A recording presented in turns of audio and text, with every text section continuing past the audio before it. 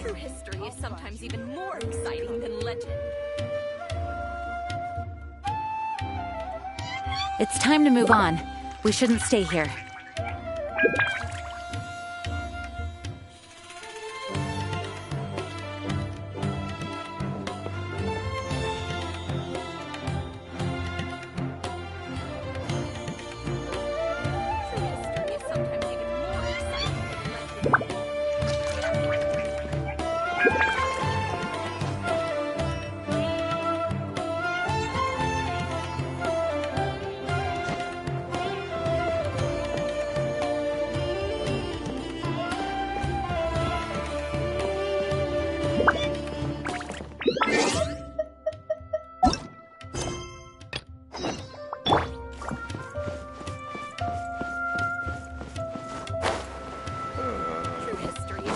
Even more exciting than legend.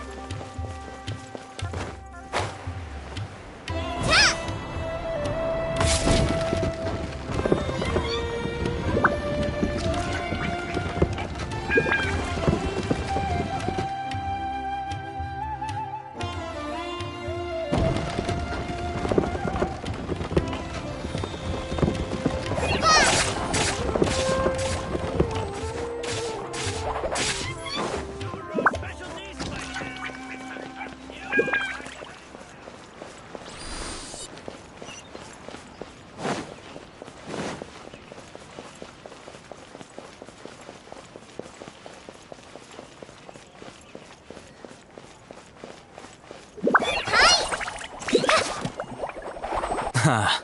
You two made it. And from the looks on your faces, you were successful. Whoa. There's so many people from the academia here. Why would you pick this place as our meetup spot? Well, Wikela Funduk is under the academia's control, so naturally the academia has people working here. I came to Port Ormos under the pretense of conducting official business. You're a pretty daring guy.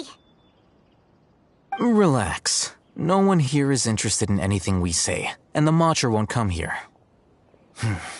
Okay now, tell me how your encounter with Dory went.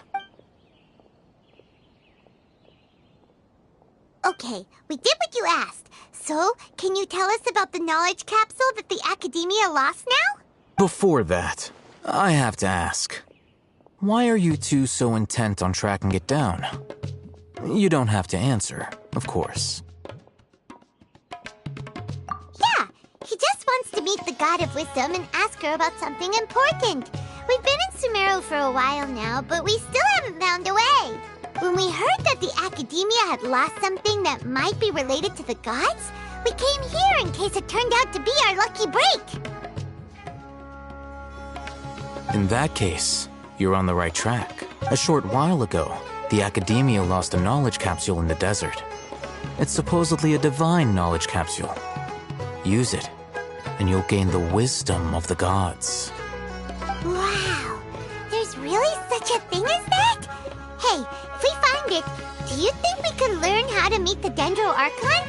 Ooh, or how to find your sister? I highly doubt it has any mystical properties, but it does indeed exist. And it's right here, in Port Ormos. So, where exactly? That's what we need to find out next. I won't deny that. I am investigating because I'm curious as to what the divine knowledge capsule truly is. As you know, the Eremites in Port Ormos also have their eyes on it. It is an extremely precious item. The knowledge contained within may bring great power or wealth to whoever has it in their possession. Several brigades have been vying for ownership of it as of late, but there is still no victor. My personal finances and connections cannot compete with those of the Eremites. After attempting various methods, I finally managed to reach a tentative agreement with several brigades. I agreed to forego ownership of the divine knowledge capsule in exchange for the opportunity to study it. After all, there's no harm in understanding what it is.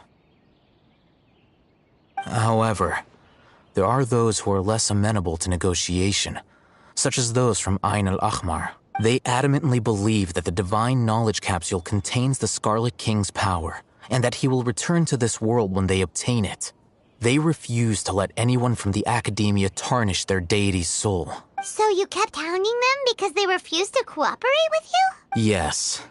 Ain al-Ahmar isn't exactly wealthy, but its members are determined to get that capsule by any means necessary. To that end, they've resorted to many methods more foul than fair in order to amass sufficient funds. So, I've been sabotaging their business to force them into negotiating with me. The Divine Knowledge Capsule should be up for a secret auction within the next few days.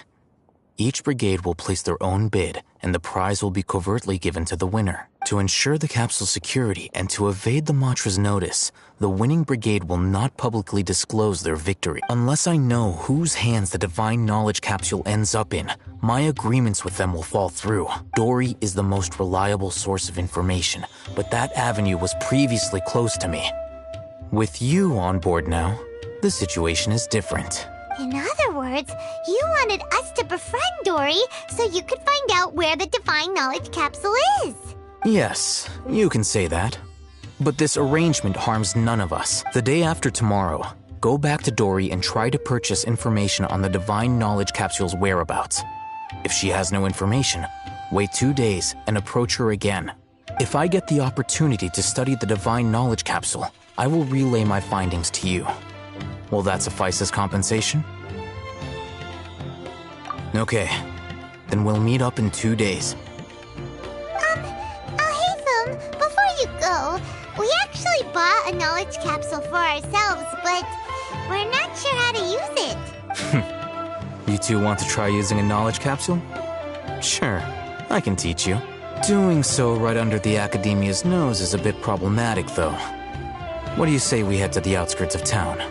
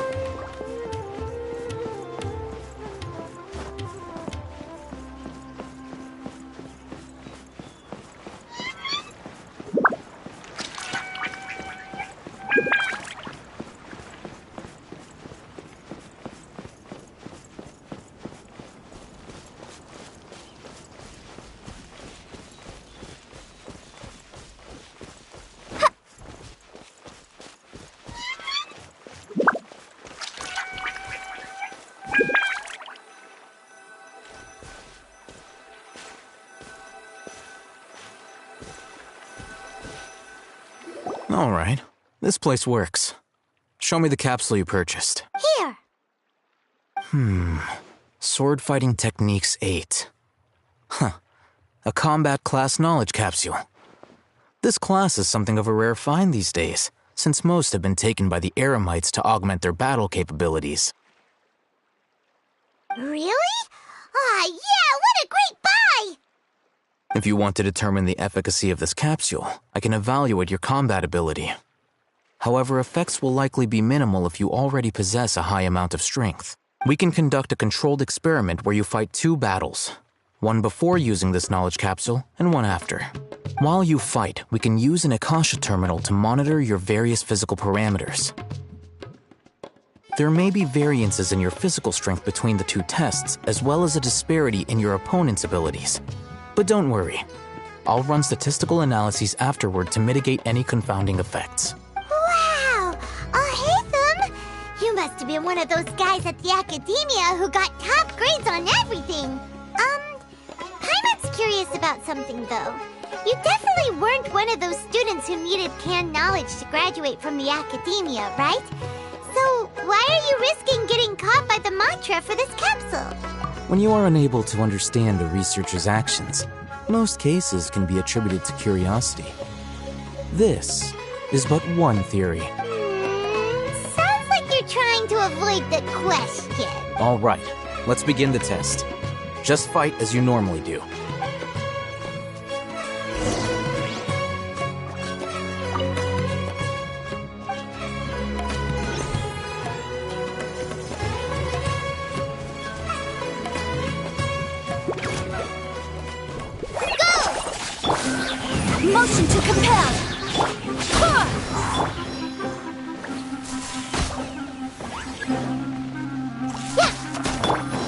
Inadmissible Wind, hear me!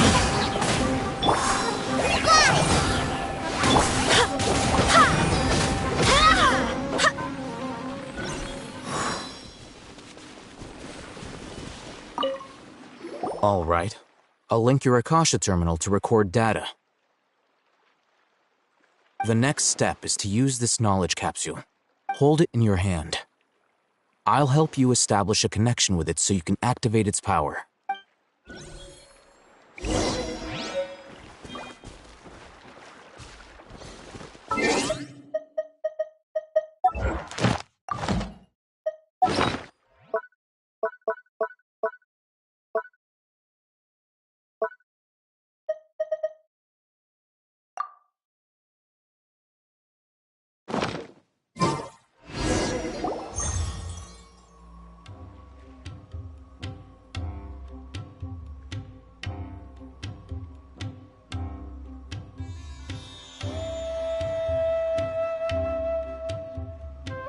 Hey, how are you feeling?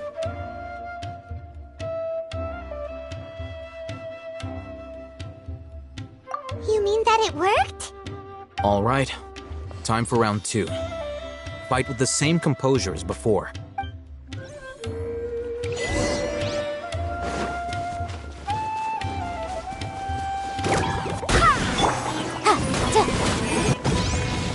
There is no escape! Now you shall perish!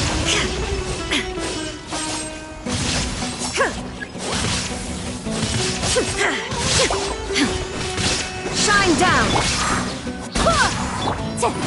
Incinerate!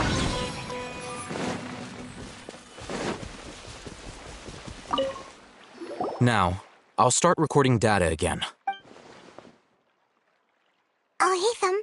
How's it going? Well, the knowledge capsule you purchased did improve his combat capability. During the second fight, his overall fighting performance increased by 0.073%. Wait, how much?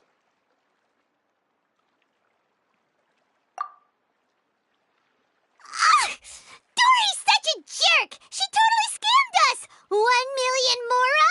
This thing isn't worth a tenth of that amount! Of course, this could be because he is so powerful that the capsule's contents were unable to produce a substantial increase. At the very least, this test allowed me to gain more insight into you two. Our deal seems increasingly worth my investment. I'm heading back to Ikela Funduk. I await your response in 2 days' time. This is Mora for when you ask Dory for information. Pay her as much as she requests.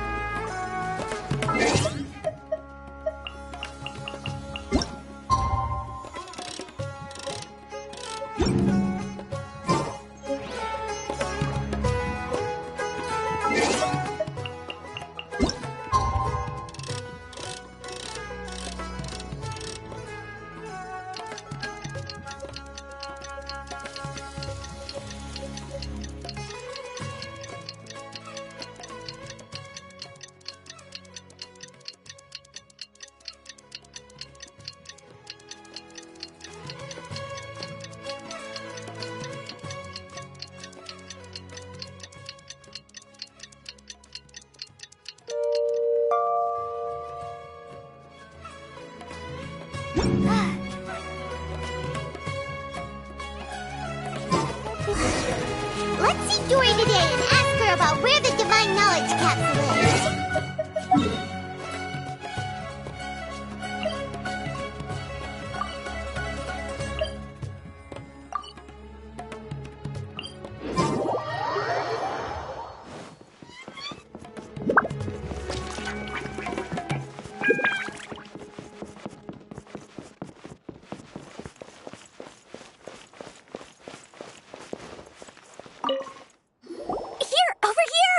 Welcome back, my loyal patrons. What can I do for you this time? You name it. Can knowledge, supplies, or anything else you need. I'll find a way to get it. Can you really get us anything we want? Anything at all? Aha! So it appears that canned knowledge alone is no longer sufficient for your opulent appetite. Then please oblige me. Tell me what you have in mind. Oh! I knew customers with pockets as deep as yours would undoubtedly crave something more profound than ordinary canned knowledge. But you know, that kind of information isn't going to be cheap. After all, I had to work really hard to weasel my way into the auction site. Not to mention that if anyone found out that I was the leaker, I would be in big, big trouble. But how can we be sure your information is accurate? Paimon's curious how you just happen to have this kind of info the moment we need it. Because to me, anything of value is what I consider to be my supply. Therefore, I must always be aware of what's hot on the market in order to secure more sales. As for the information's authenticity, well, you've no need to worry about that. I used a camera to take a picture of the transaction. That way, no one can dispute it. It's always a pleasure doing business with such sterling patrons. Now that you've paid in full, here's the scoop. The Divine Knowledge Capsule was purchased yesterday by a certain Misery, the leader of Ain el-Ahmar. Ain el-Ahmar? You mean the Eremites who worship the Scarlet King? Ah, so you're already familiar with them. The group has done everything in their power to obtain the Divine Knowledge Capsule. After all, they believe it contains the power of the Scarlet King. That Divine Knowledge Capsule is unlike any other canned knowledge I've seen before. It was glowing bright red. The capsule is clearly visible in the picture I took. You can look for yourself.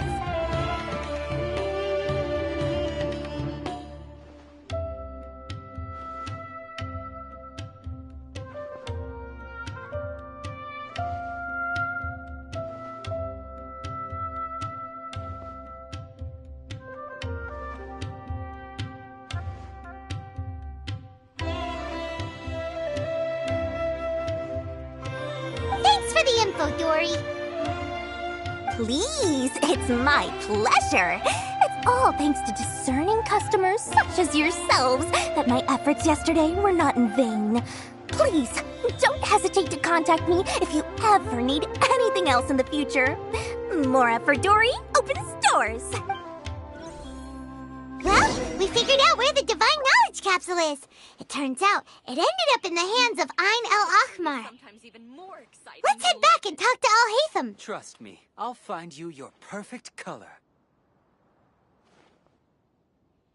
Does this make sense to you?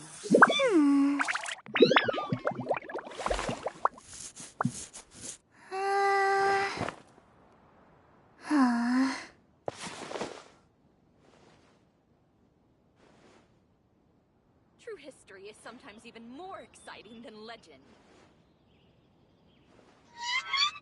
Make sense to you? Trust me, I'll find you your perfect color.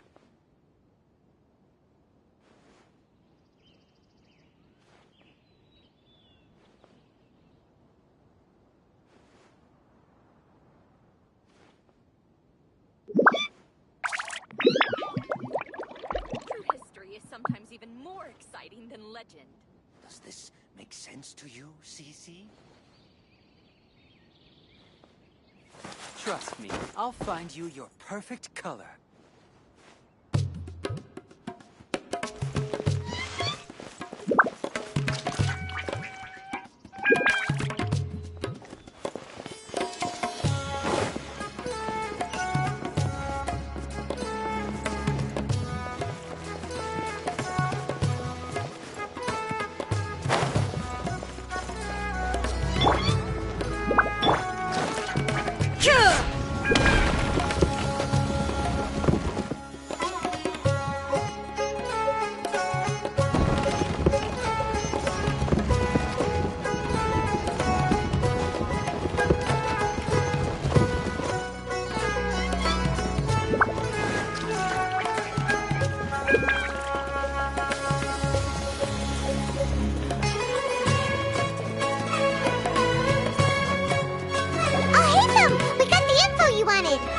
Really?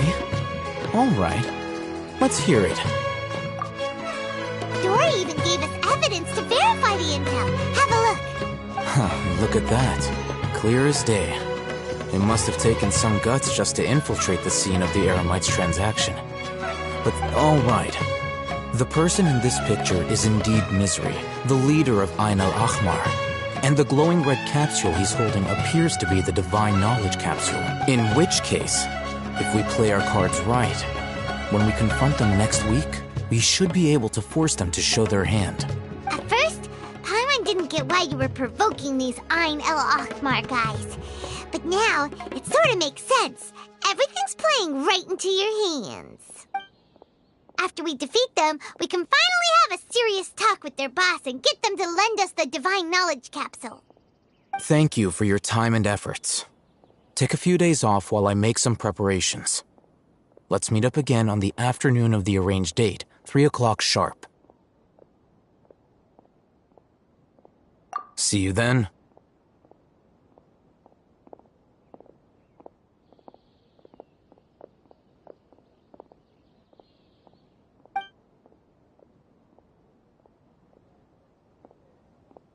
Oh, Hatham sure is taking his time. Where could he be? Oh, there he is.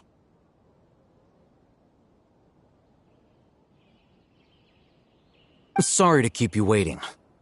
Let's head to the pier in front of Faros Lighthouse. Yep, let's go. I thought Simulator would be different, but nope. Where's the same?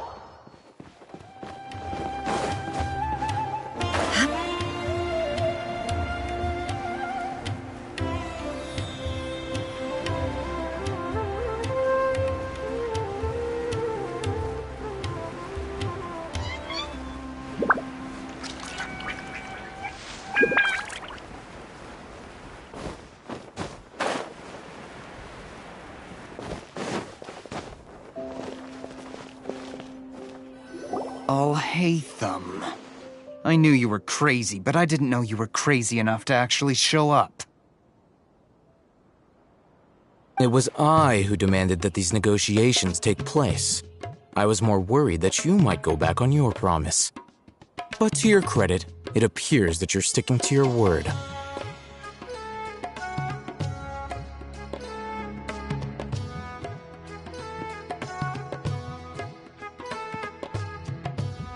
This is turning into quite an occasion. I also brought some backup. I assume you... Backup? Aren't you the brat from the restaurant the other day? You've come to support this lunatic because he helped you out? Fine, your funeral.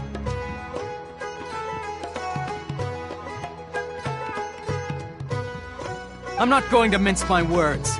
Once we're done with you, you'll be nothing more than fish food. Get 'em, boys!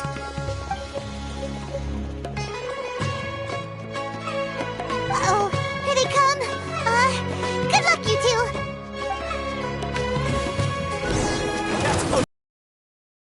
Boom boom!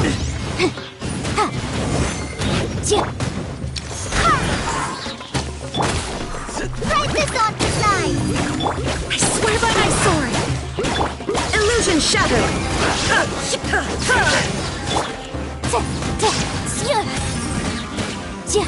Motion to compel!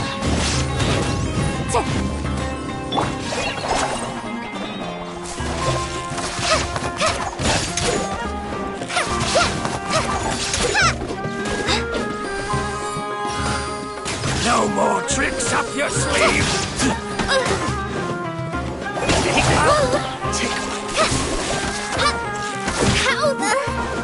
Shine down!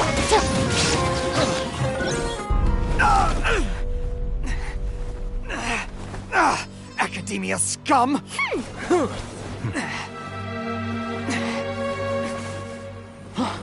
Boss! Finally! Did you use it? Great! Now we can...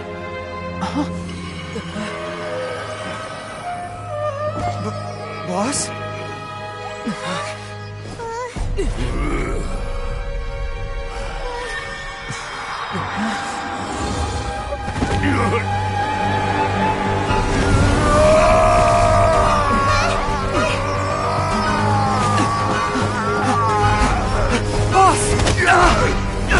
Boss! What's wrong? What happened to him? We have to cut his Akasha connection, now.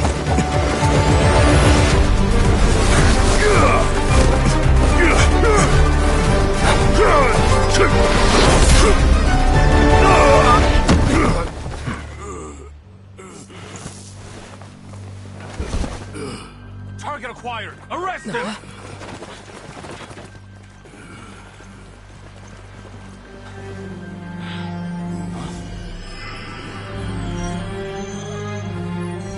Do not impede our work. Is that understood, Al-Haytham? Of course. I was only trying to help. Take him away!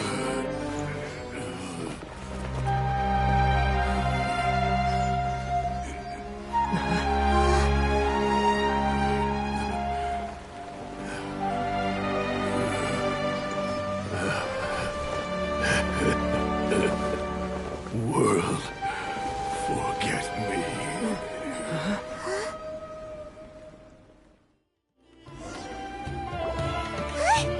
What in Tibet just happened? It's like that big guy suddenly lost his mind. It looks like he used the Divine Knowledge Capsule. You mean the Divine Knowledge Capsule did that to him? Oh, yeah. You mean how some researchers go insane after getting knowledge from Irminsul?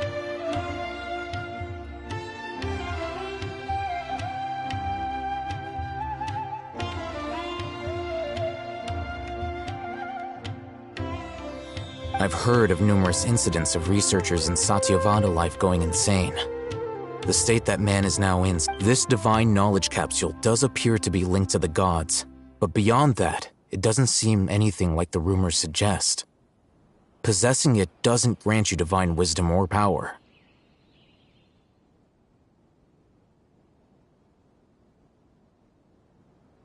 Did you hear what he said? World, forget me. What could that possibly mean?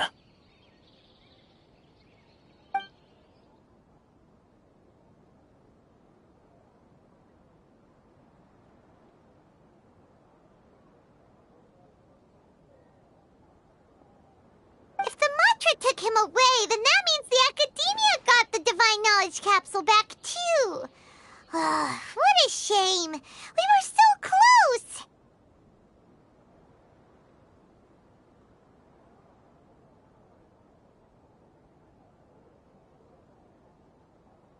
Still, Paimon didn't expect the Divine Knowledge Capsule would be so dangerous. Imagine if we tried to open it. Oh, who knows what would have happened to us?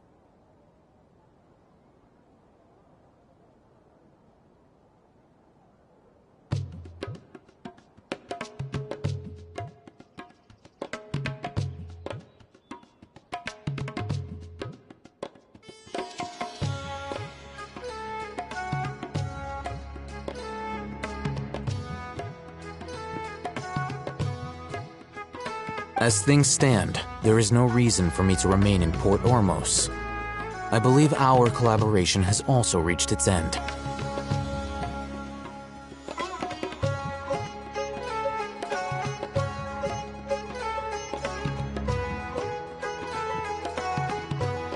Oh, we were so busy trying to find the Divine Knowledge Capsule that Paimon forgot to ask you something.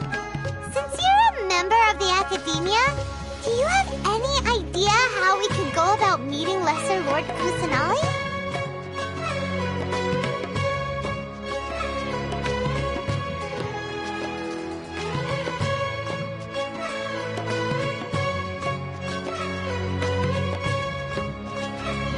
Truthfully, I don't.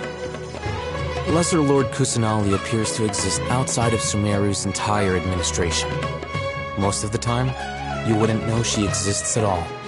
Moreover, since the Academia possesses the Akasha, a symbol of our deity's wisdom, scholars have no reason to desire to make contact with the deity herself anyway.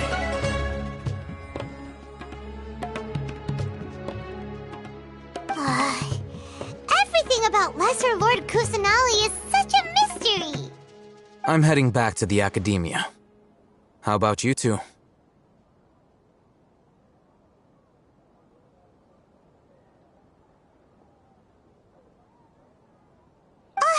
It's almost the day of the Sub-Zero's festival. Maybe we should head back too. We've been rushed off our feet over the past few days, so maybe a little rest and relaxation will do us good.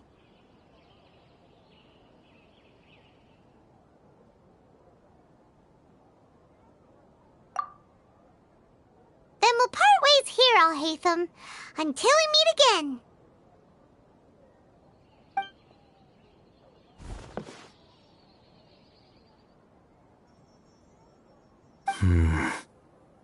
Now, do I deal with this thing first?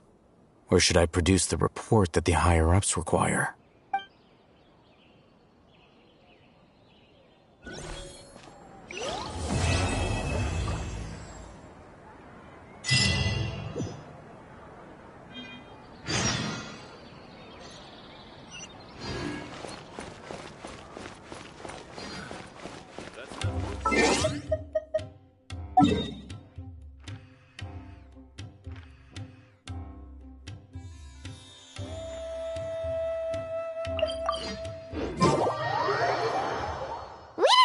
The Sub-Zero's festival, right? Let's hurry and find Dunyarzad! Paimon thinks she must be around the Grand Bazaar, since she showed us around there last time.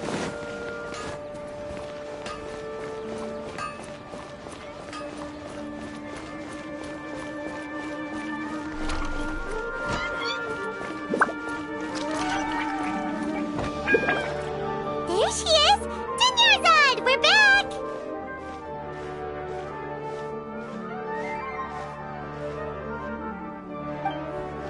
Just as promised, Traveler and Paimon. I'm so glad that you two came back to celebrate Lesser Lord Kusanali's birthday. Indeed.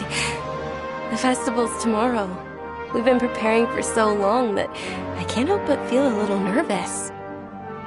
There's no need to be nervous. Paimon's sure that Lesser Lord Kusanali will feel everyone's gratitude. Thanks, Paimon. I hope that everyone who comes to the festival will also have a good time.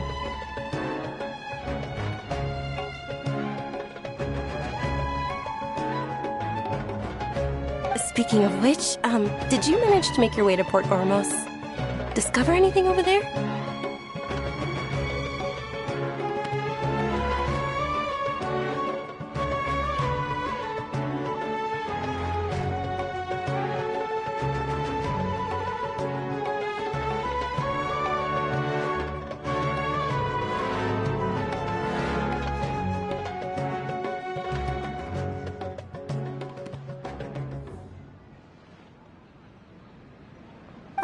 course we went.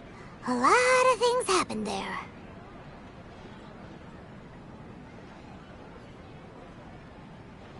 I see. Sounds like you two had another exciting adventure. If there is another chance, I would love to join. My lady, if you went to Port Ormos in your current state, we'd both be in for a lifetime of trouble. Dia! You were eavesdropping! It's called covert protection. Keeping an ear out for what's going on around my employer is part of the job.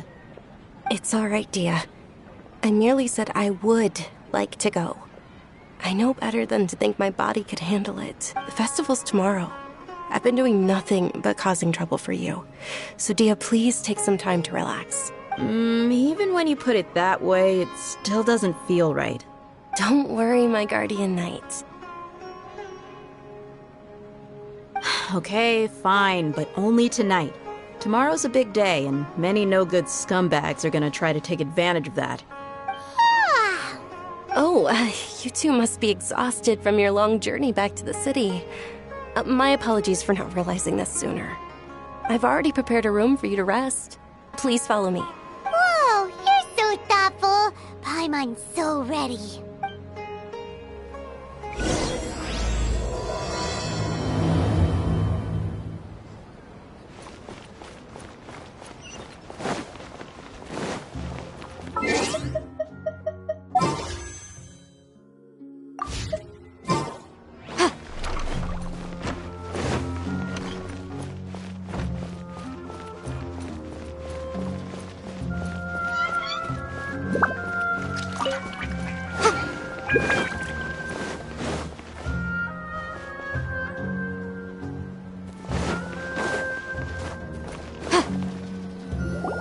Here we are.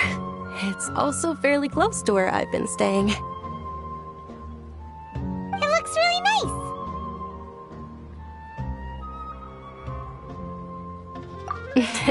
Not at all. Just tell me more about your adventures when you next get the chance. That's Paimon's specialty. Paimon can tell you stories next time. Oh, if you don't mind, how about we all walk around together tomorrow? All of my friends will be working the festival, and Dia's still insisting on her covert protection. Yeah, it'll be pretty hard to relax and enjoy the festival if Dia's constantly hovering over you. Then let's meet at the nearby bazaar first thing tomorrow morning. Have a great night. It's a deal. Good night, Dunyarzad. I may be too excited to fall asleep tonight. See you tomorrow. Paimon started to really look forward to the Sub-Zero festival too. Will there be lots of yummy food? Oh, no. Thinking about food is just gonna keep Paimon up all night. The earlier we sleep, the better. Let's go inside, traveler.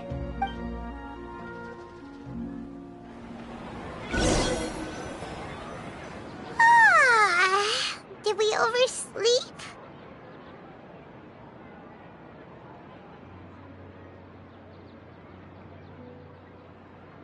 We should go meet Dunyarzad right away.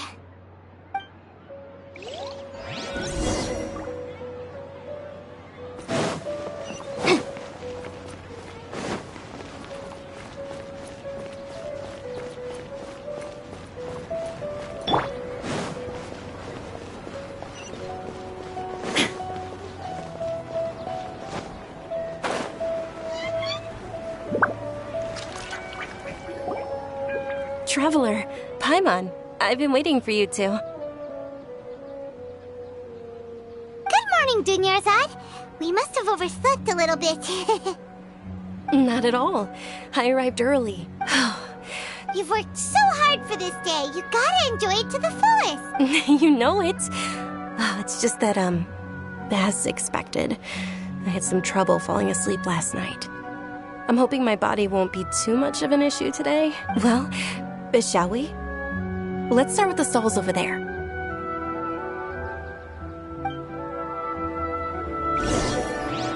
Many vendors came out of the blue to support the event, and they insisted on covering costs themselves. Let's go give them some business. They paid for everything out of pocket? Oh, sounds like they're not in this just for the Mora. They all said that contributing to a lively festival atmosphere is more important than money. especially since we don't often get to celebrate Lesser Lord Kusanali's birthday. Ooh, they're selling food over that way! Let's go take a look! This is a stall offering foods from the Haft Mewa feast. Oh, you could tell straight away. I thought most people nowadays wouldn't know. Mushrooms, flowers, and all kind of fruit? So, what's the Haft Mewa feast you mentioned just now? It's another Sub-Zero's festival tradition. People used to set their tables with 7 different foods. Generally speaking, the most common selections were foods like Rukashifa mushrooms, lunar lotuses, Sumera roses, sunsetias, kapalatas, hara fruits, and zaytun peaches. So, the Sub-Zero festival is a vegetarian holiday? You don't have to be a vegetarian to enjoy the spread. We just use the 7 foods to symbolize the 7 virtues of the Dendro Archon.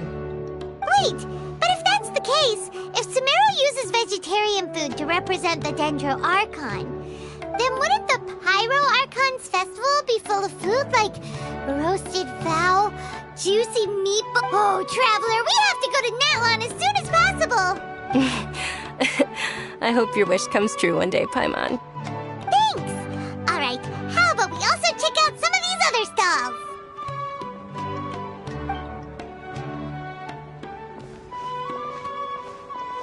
Dear customers, would you like to try your hand at alchemical divination? What's alchemical divination?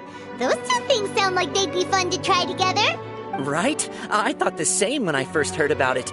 It is said to be a mysterious craft invented by none other than Lesser Lord Kusanali herself. So, how does it work? It's quite simple. After you give me any 2 alchemical reagents, I'll use them to perform a random transmutation. Sure sounds random. So random that it will probably fail. That is precisely what we need. After the transmutation fails, your one and only diviner here will interpret the remnants. Well, according to Lesser Lord Kusanali, everything is interconnected, and all that occurs can be traced back to fate. You could say this is a pearl of old wisdom. Why does everything sound so much more credible when Dunyarzad says it? Are you guys working together? So that's the true wisdom behind it. This young lady sure knows her stuff. So, how about...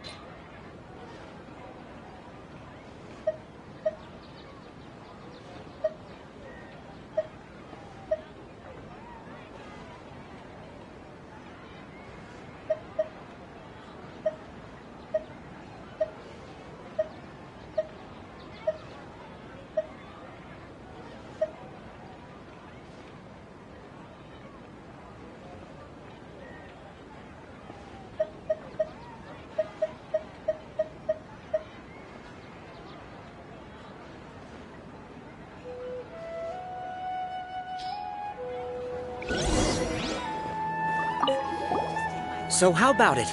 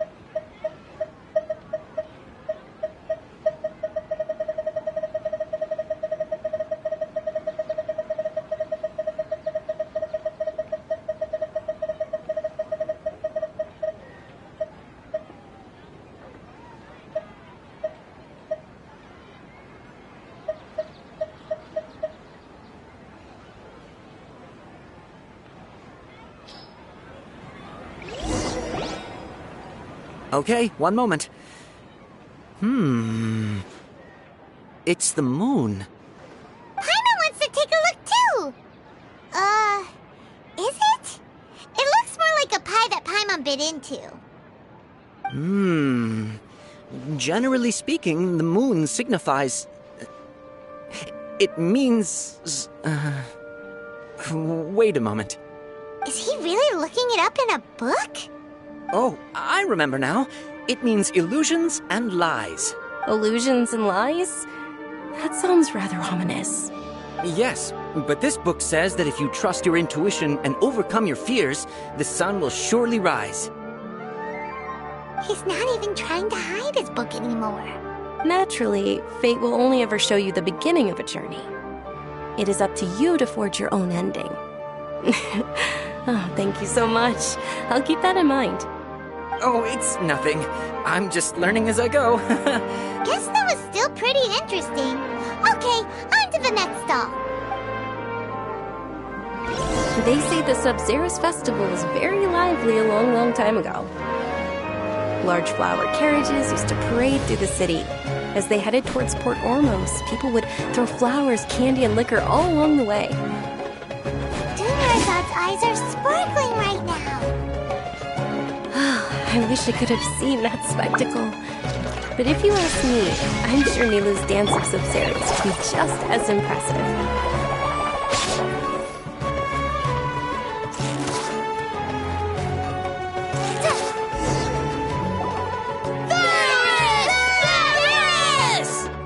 Attention!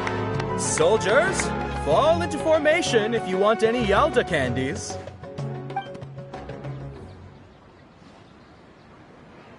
It's a weird guy with a weird hat. Hey, it's Dunyarzad! Miss Dunyarzad, the children love you even more than the Yalda candies. In the few short days it took to prepare for the Sub-Zerus festival, the children have all grown very fond of you. The Hallowed Knight of Flowers. It's an honor that you know my name. Attention! In the name of Ferris, the Knight of Flowers, I commend you on your contributions to the glorious Sub-Zerus Festival. All right, little soldiers, take your Yalda candies and don't forget your loyalty to Lesser Lord Kusanali. Dismissed! Yes, Knight Ferris! Just what is going on here? Ferris, the Knight of Flowers, is another Sub-Zerus Festival icon, and one immensely popular... It's all thanks to Miss Dunyarzad's sponsorship that the children can make such wonderful memories today. As are we to you, Vihar. Oh, not at all. Oh, speaking of tradition, do you want some Yalda candies? They're a festival staple, and Whichever one. Don't these boxes all look the same? That is the fun part. Each box contains a random flavor. It's up to the luck of the draw. Ooh, those all sound pretty good. And there's also Lizard Tail and Oni Kabuto. Huh? What's up with those two flavors? Oni Kabuto is a little spicier than Lizard Tail. Dunyarzad, you tried them before? Traveler, help Paimon pick one. Paimon wants the Sunsetia flavor. It's all right. Paimon believes in you.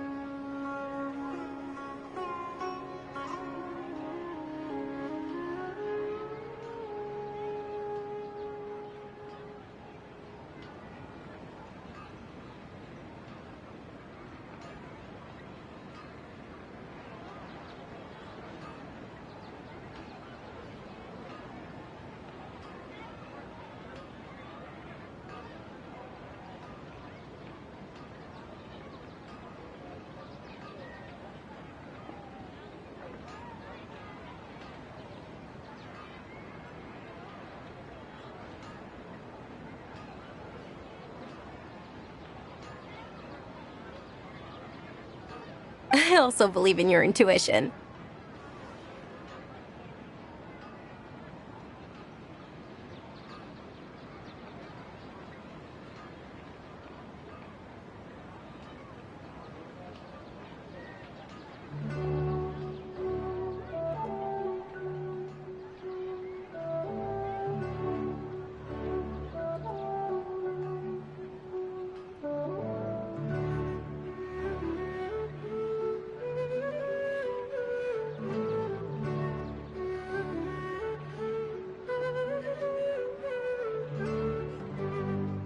Great!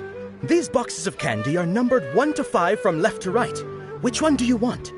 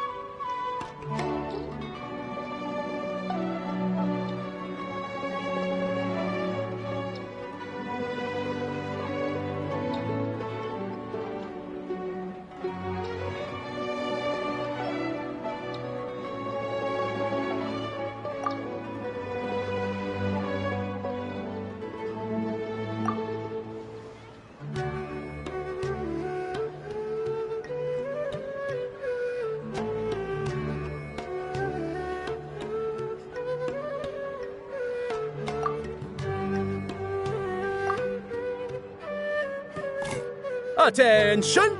That's unfortunately Lizard Tail.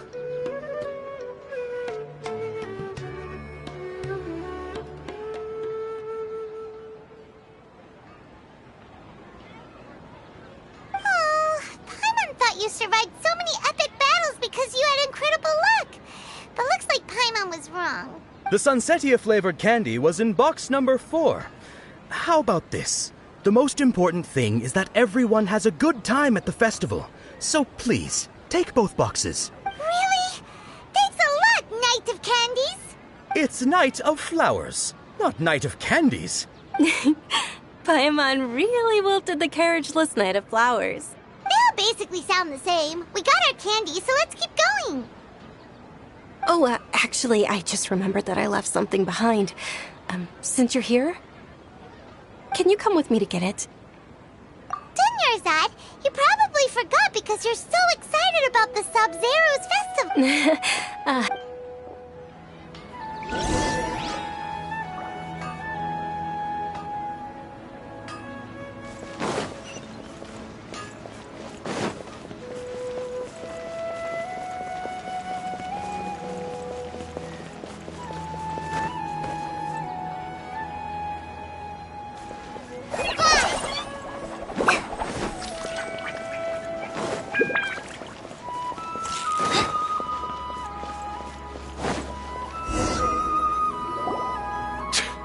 We're too late.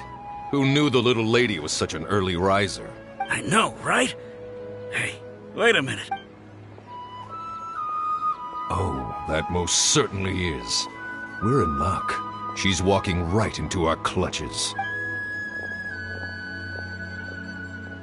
Those Eremites don't look like they're up to any good.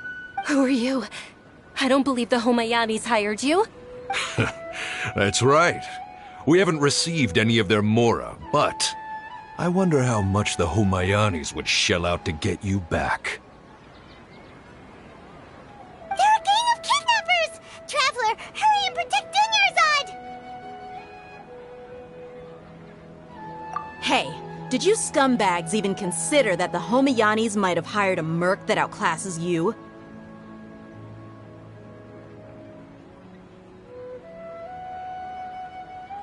You're Dia! Dia the Flame Mane! No wonder we mercs haven't heard anything about you for so long. You sold your unruly mane to the highest bidder. Don't speak so disrespectfully. My family started working with her as gratitude for her past kindness to us.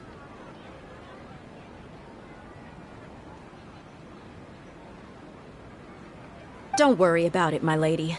Just some friendly banter between mercs. One punch and those rabid dogs will expose themselves for what they really are. Aren't your claws all dull by now?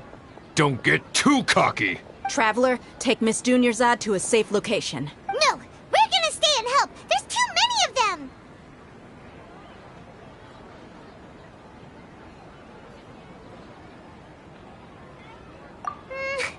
You're right. Alright, fine. Please be careful, Dia. Don't waste your time worrying about me. This is my job. Look out for yourself. After I've wiped the floor with them, I'll go find you all.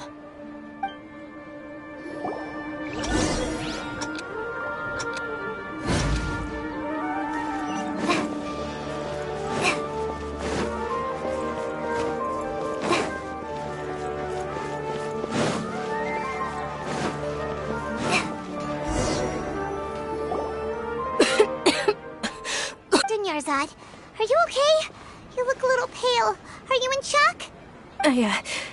I'm fine. My body always reacts like this whenever I exert myself too much. You sure you're okay? I'll be fine after some rest. I'm more worried about Dia. After all, none of this would have happened if I hadn't insisted on coming. Yeah, don't worry.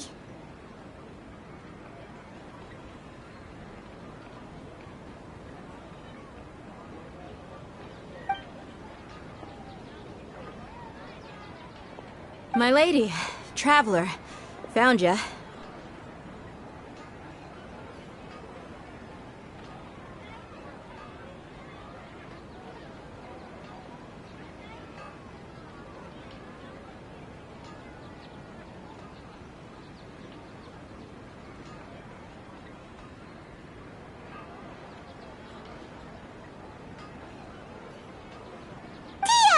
You took care of them so fast! Any more of them?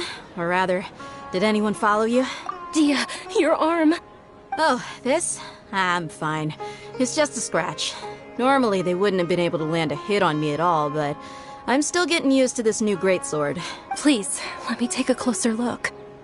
Come on, it's nothing. Us mercs aren't as fragile as you think. Hold on, you said something about a new greatsword. What happened to the one you were using before? About that. Well, I sold it, because I was low on Mora. Stuff like this happens every now and then. It can't be. The anonymous donation that was used for the venue's final round of preparations?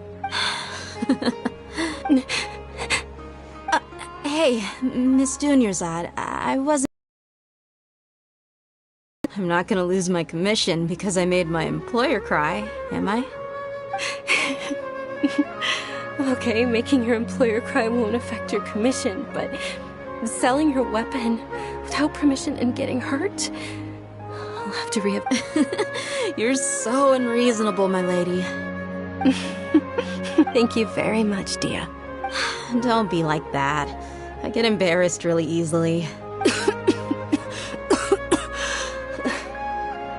Are you feeling unwell again, Dunyarzad? My lady, your condition. Traveler, can you take her somewhere to rest? I'll look around the area to make sure we're safe from an ambush. Truly, I'm sorry for the trouble, everyone.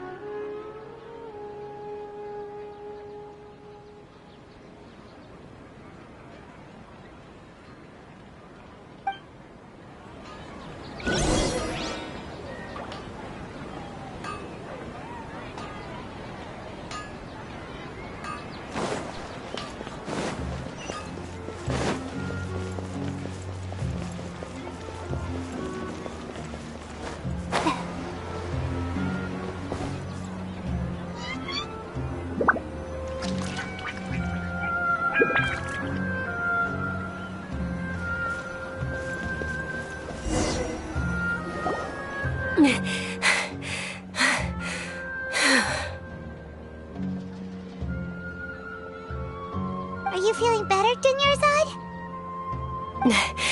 Yes, much better. Just give me a few moments and I'll be good to go.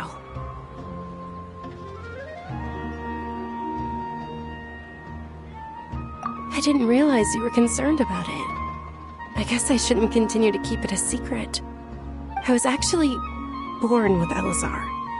It's terminal now.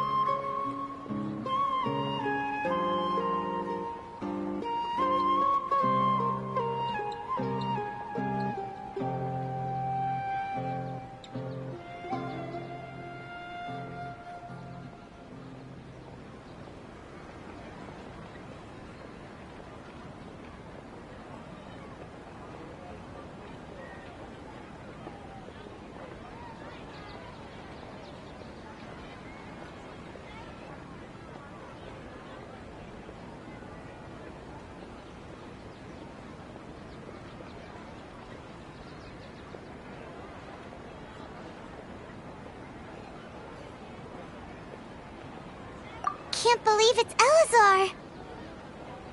Oh, you've already heard of Elazar. In that case, you probably know about its severity. Sumeru's current medical advancements still haven't been able to find a cure. The disease's progression... Dunyarzad. There's no need to be sad. I've always lived with Elazar, and I came compared to the simple fact that I'm afflicted with this. Its effects on my life have been much more painful. I know that my family loves me dearly. They've done all they can to provide the best environment for me so that I can live for that much longer. However, I know I will one day succumb to this. Did you know? Before I ran away from home this time, the world outside of my home didn't even know that I existed. Since I was a child, all I could do was sit on my bed and stare at everything outside of my window. I'm sure my family's worried and disappointed in me for running away, but I just didn't want to have any regrets. I wanted to meet other people. To me, there's nothing more beautiful than being able to meet and speak with others. Not to mention the incredible time spent preparing for the festival. The joy on everyone's faces here, and all the support I've received from friends like Dia. This way, when my final day does arrive, it will be less sorrowful. At the very least, many people will remember that I once existed in this world, right?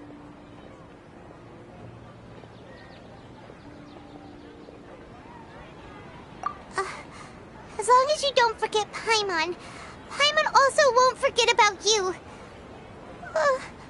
No, even if you forget Paimon, Paimon will still remember you. Thank you two so much. I apologize for the depressing conversation. This is out of character for me. To be honest, Lesser Lord Kusanali gave me the courage to do all of this. If it weren't for her encouragement, I wouldn't have taken that first step. Thanks. There will always be frustrations in life, but I know that the point of living is not to leave behind any regrets.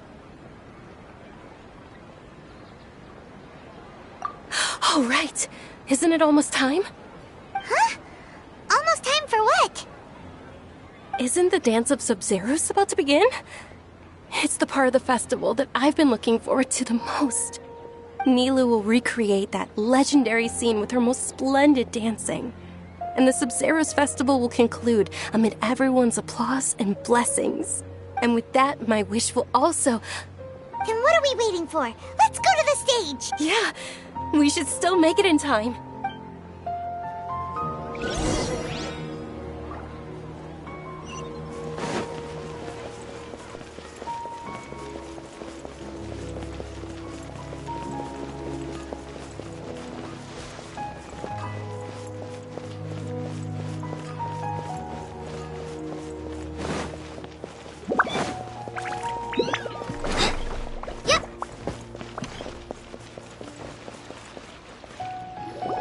Were you not aware that the law prohibits this type of performance from taking place without prior permission? Over there! Someone's yelling at Nilou! I think I just saw the Academia's Grand Sage. Why is he here in person? But the Dance of Sub-Zeros is one of the key parts of the Sub-Zeros Festival.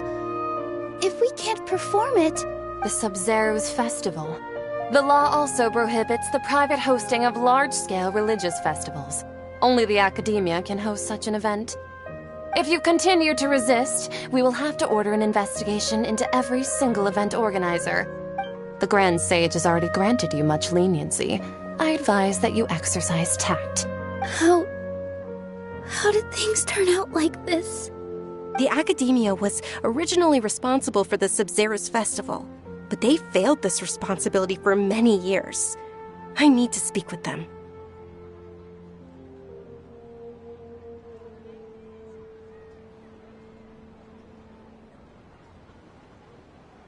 This is a hard pill to swallow, but you're right. Things would only get worse.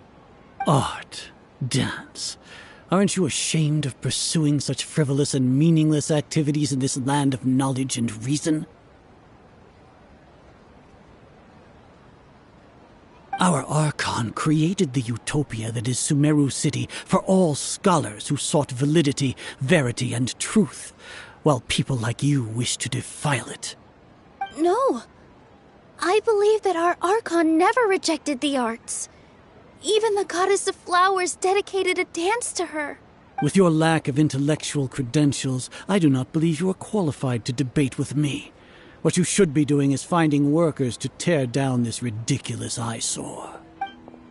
When we return, have the scribe draft an ordinance before the next Nyargarbaha Day that prohibits public art performances. We will announce it to the public later via the Akasha. Understood. I will inform him when I return.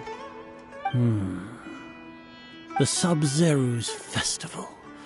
Go celebrate the birth of that god to your heart's content. Nilou, are you okay? Oh, Dunyarzad. You all saw that just now? The Grand Sage ordered us to stop the performance. Yeah. Let's go somewhere the Academia can't find us and perform there. But how do we let everyone know? And what about the atmosphere and the stage? Or we could get people to block them off so they can't interrupt the performance. No. They just threatened to investigate the organizers. If we were caught... Nilou, it's all right. Don't worry about it. But you've been looking forward to the Dance of Sub-Zeros so much. And I know how important this festival is to you. I don't want you to have any regrets. It's okay. Seeing you care this much about my feelings is more than enough. It would be too risky to continue the Sub-Zerus Festival at this point. I don't want to get everyone in trouble. If you say so. But you can sneak out for the next Sub-Zerus Festival, right? We'll make sure the next one is a smashing success. The next one. Yes. Okay, it's a promise. It will be a smashing success. I can't believe this is how things turned out. Those heartless geezers.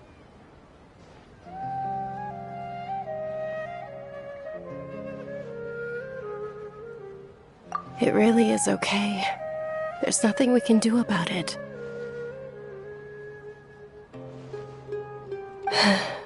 Still, I'd be lying if I said I had no regrets.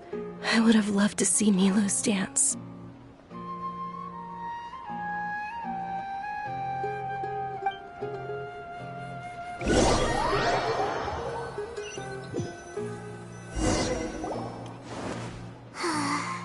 A lot happened today. It's a shame the festival ended the way it did. Milu and Dunyarzad promised to make the next Sub-Zerus festival a success, but Dunyarzad is running out of time.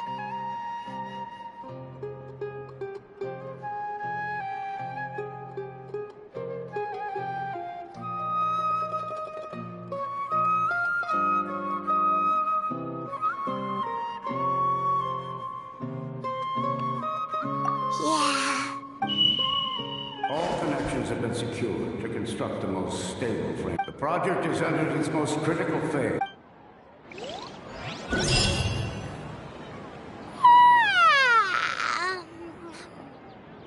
Oh, we're gonna be late! It's all because you wouldn't get out of bed!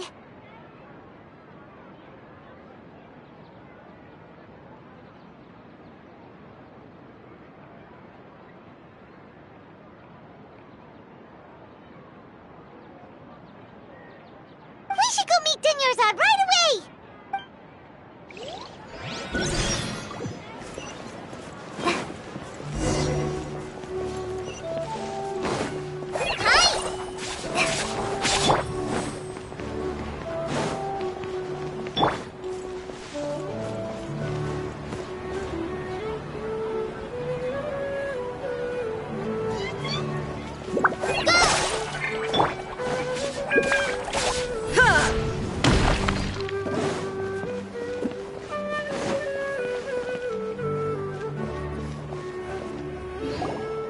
Good morning, Dunyarzad. Sorry we're late. Not at all. I arrived early. You seem kind of I'm doing well. There's no need to worry. Shall we go? Let's start with the stalls over there. Sure.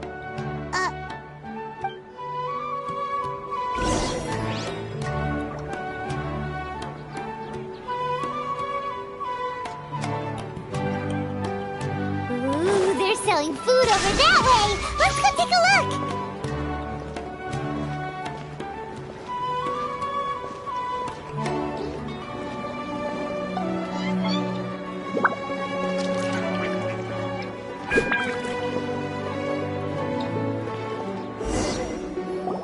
This is a stall offering foods from the Haftmewa feast.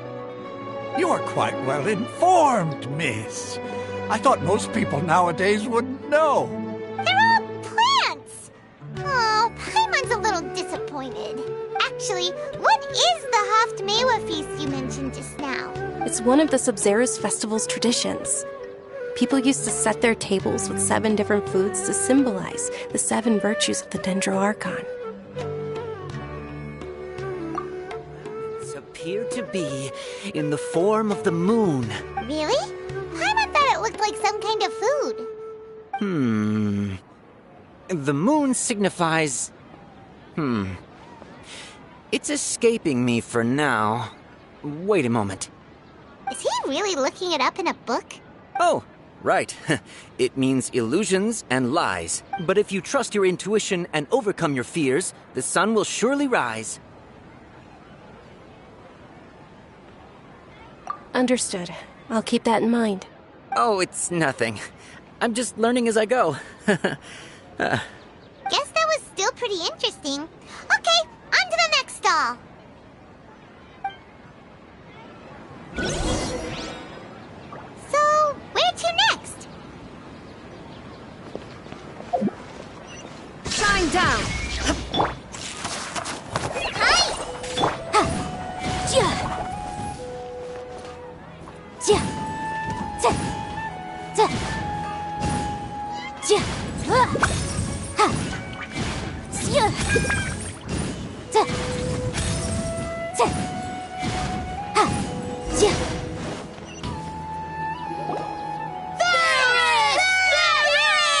right, soldiers. Now that you have your Yalda candies, don't forget your loyalty to Lesser Lord... Yes, Knight Ferris! What's going on? Ferris, the Knight of Flower. Oh, do you want some Yalda candies? I happen to have some... What's to pick? Ooh, how interesting. And there's also Lizard Tail. What are the... Traveler, help Paimon pick one. Great! These boxes of candy are numbered 1 to 5 from left...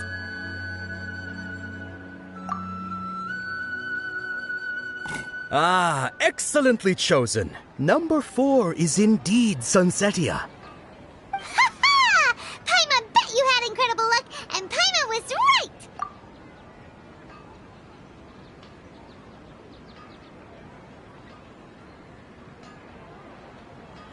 Huh?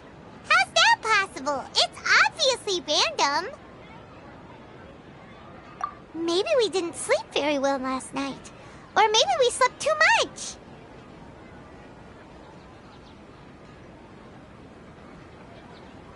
Oh, sure. Huh? Where are you going? You're just gonna walk off like that?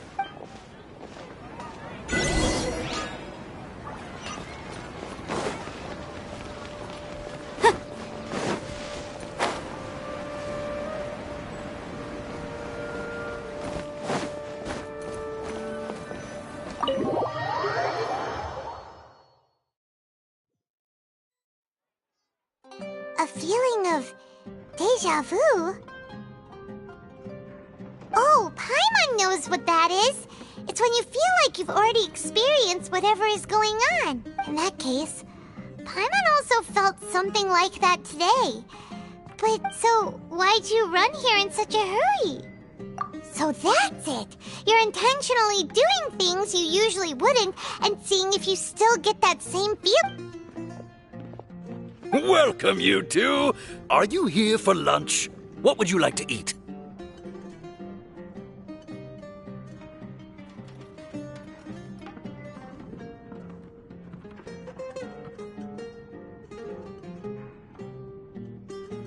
Got it. You don't look like you're from these parts, but I gotta say, you've got good taste. Coconut charcoal cake? Isn't it that burned thing that didn't look tasty at all? Oh, Paimon understands what you're trying to do now. You'd never normally order something like this.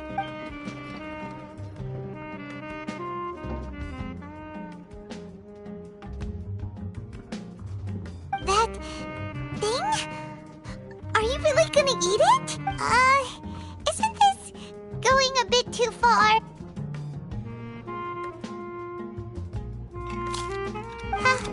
How was it? The look on your face is telling Paimon that it tasted awful. Then, you mean... That's impossible! We were just talking about how gross it looked! So, would this be a case of taste bud deja vu?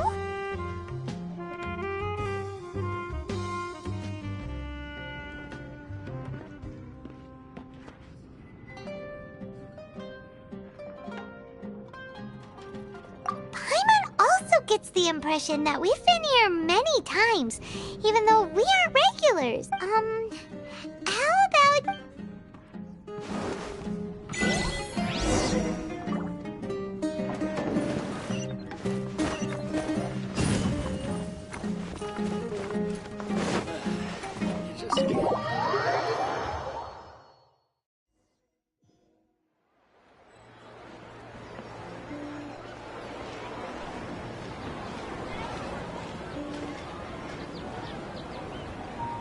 Hey, Dinyarzad is sitting by herself on that bench over there.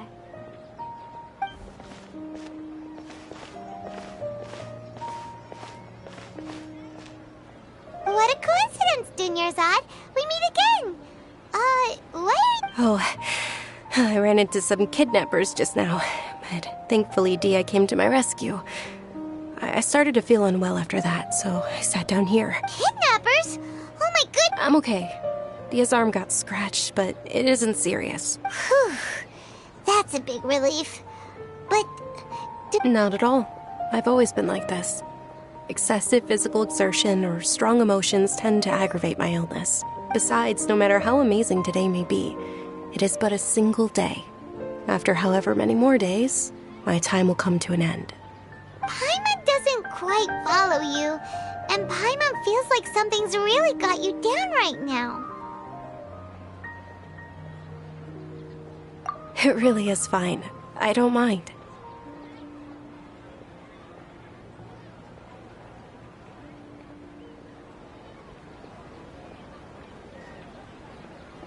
Huh? Did something happen? Dunyarzad, have you ever felt deja vu? Deja vu? No. But my days have been the same for years now. Even if I were feeling deja vu, I suppose I would already be used to it. Oh, Paimon sees. Then... It's almost time. Huh? Time for what? Nilou's Dance of Sub-Zerus is about to begin. Let's go.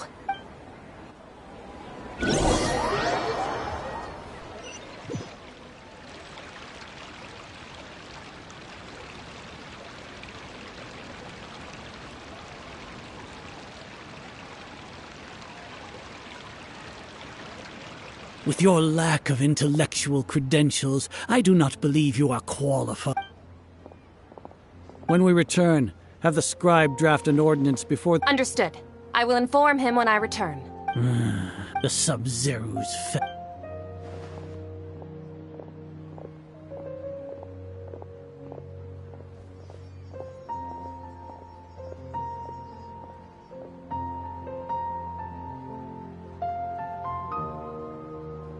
Nilou, are you okay?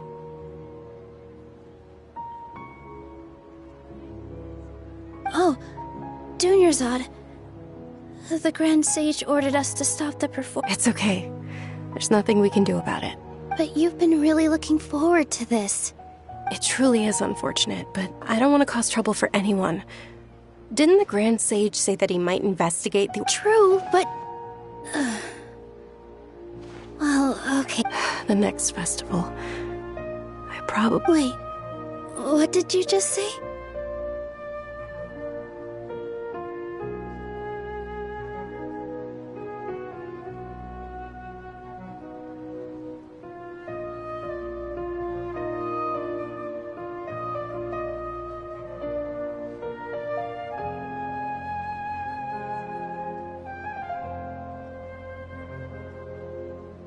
No, nothing. I'll be heading back to rest. Thank you for your help, everyone. Paimon can't believe what those heartless geezers did!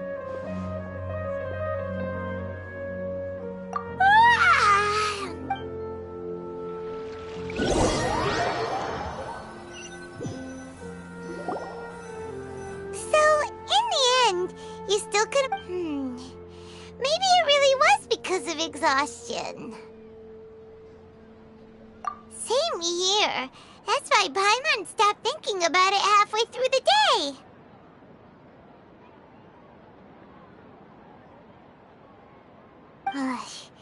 Then, how about we settle in and get a good night's sleep? For now, we can chalk things up to exhaustion. We can do more thinking tomorrow.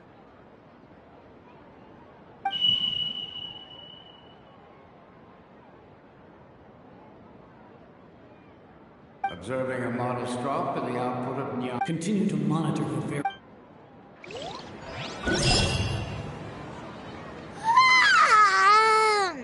Why does Paimon feel so tired? Anyway, we should go meet Dunyarzad right away.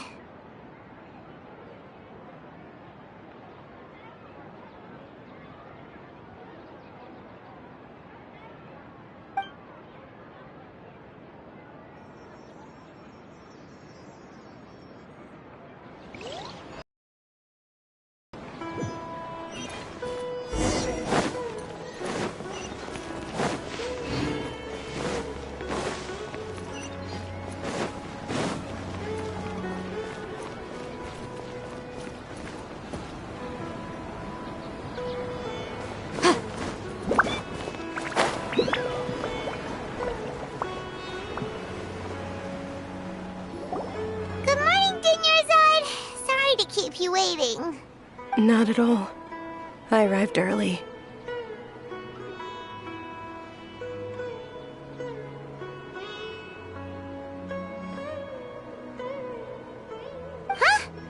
Paimon thinks you sound kinda tired. I'm doing well.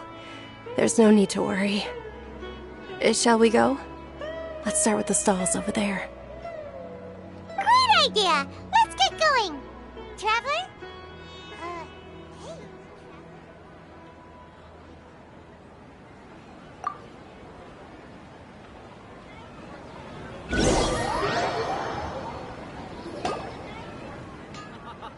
It's all thanks to Miss Dunyarzad's sponsorship that the children can enjoy the Sub-Zero's festival. Oh, are you interested in... It's not that simple. Each box contains a random... And there's also lizard tail... No problem. These boxes of candy are numbered 1 to 5 from left to right. Which one do you want?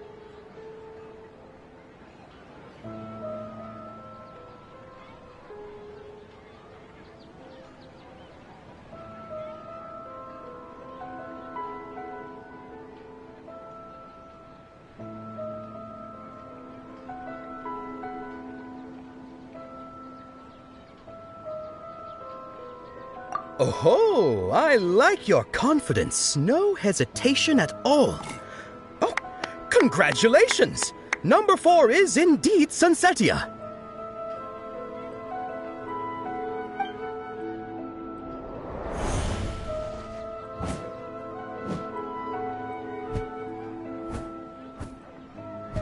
Ha! Paimon knew he always had incredible luck.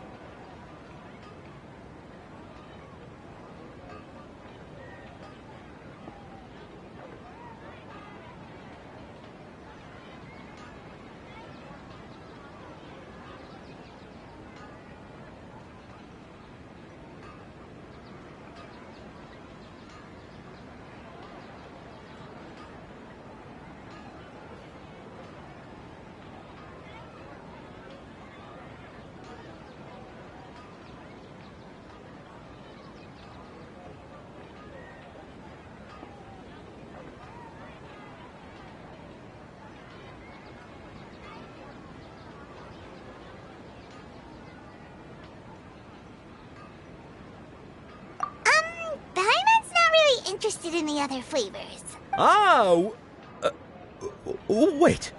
How did you know? What? He was right about all of them? That couldn't have been luck. How is this possible? I packed all those boxes this morning, and they've been sealed ever since. You couldn't have known beforehand. Mind reading? X-ray vision? Or some kind of magic trick? This is way too freaky.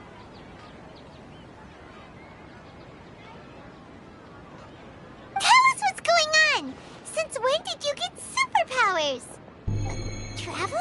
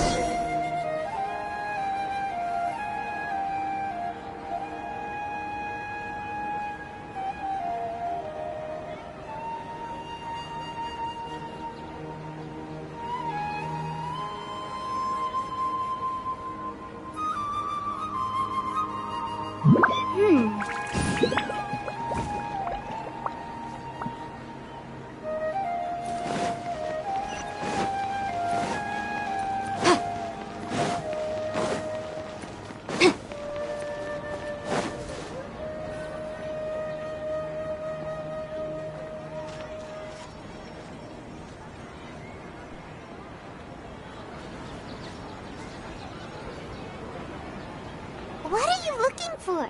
Why did we come here?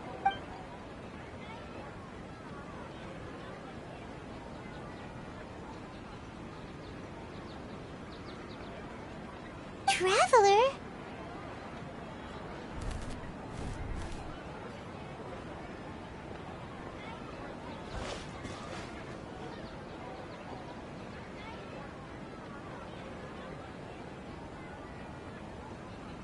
That's...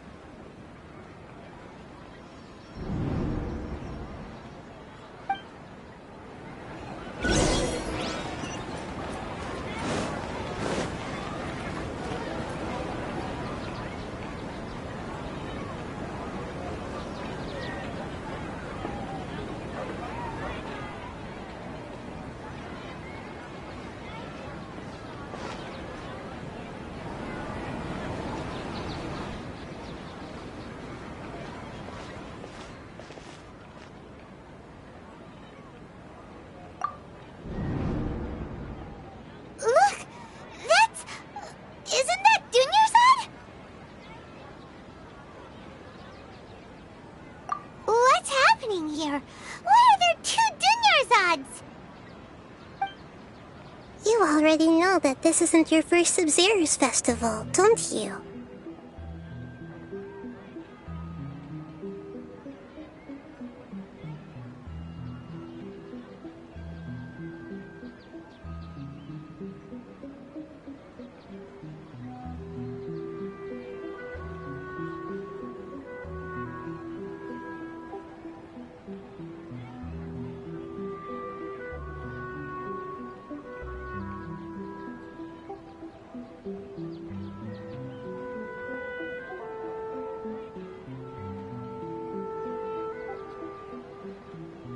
I'm sure you already know how to use this. A knowledge capsule? Where did you get it? What's inside? You should use it too, Paimon. You know Paimon?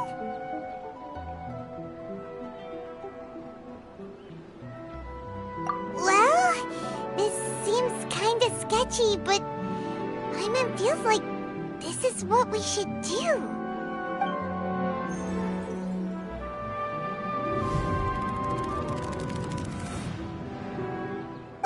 What the?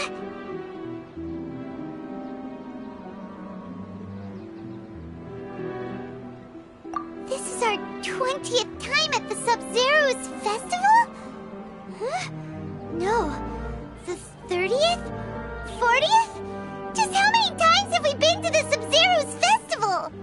Have we been trapped in a single day? If it weren't for you, we wouldn't have even realized. What the heck was inside that knowledge capsule? Your memories are still scrambled?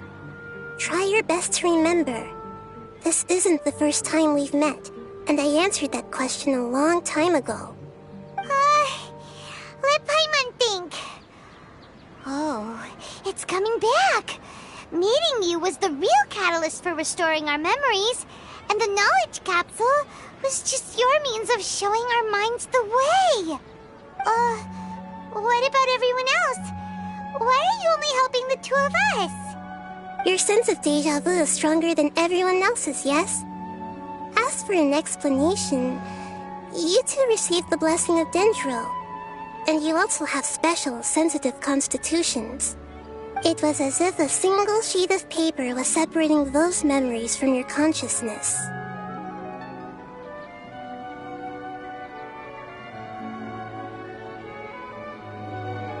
A familiar question. I think this is the 7th time you asked that. As you can see, she isn't doing well. You probably sensed it too. the Dunyarzad you were just with is different from the first Dunyarzad you met. That first Dunyarzad is in front of you right now, and she doesn't have a lot of time left.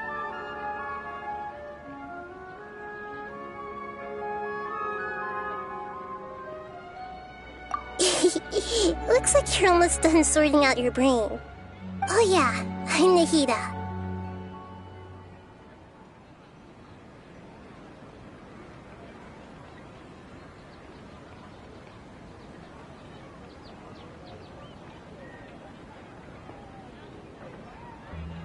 Good. You passed the test. What's happening?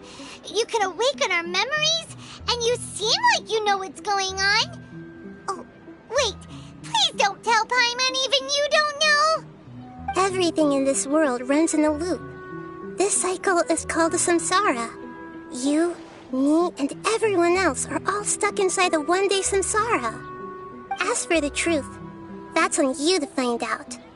If you were told the truth instead of discovering it yourselves, it would literally blow your minds.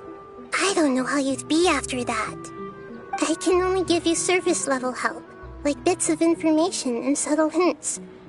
For the rest of the time, I'll be doing all I can to slow down Dunyarzad's illness. She looks like she isn't doing well at all. Her illness gets worse after each Sub-Zero's festival. If we can break out of the samsara, I might be able to save her. But as things are right now, she's just a small bird in the sky that's about to lose its last feathers. All I can do is raise a gale to delay her fall. You sure love to use weird analogies. Analogies are wonderful tools. They let you use existing knowledge to understand unfamiliar things. Okay, so, with what you know so far, what do you think the truth is?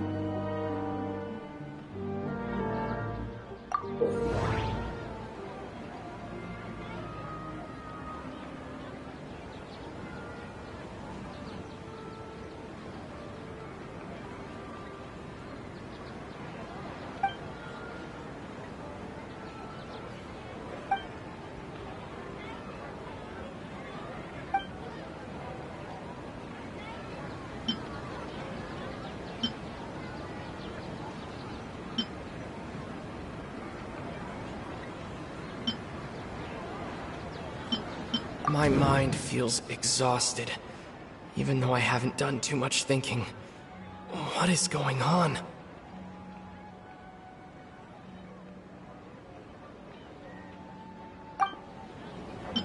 What's happening right now seems to have happened before. This feeling has been getting stronger and stronger. The moon, illusions, and lies. What did they all mean? The Grand Sage said, "Go celebrate the birth of that god to your heart's content." Did he mean something more? We've already experienced the Sub-Zero's festival many times, and the day of the festival seems to be in a perpetual samsara.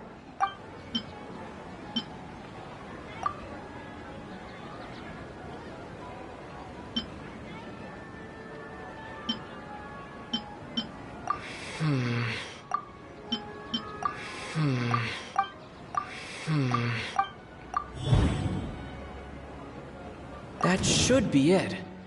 The flow of time is endlessly cycling within one single day.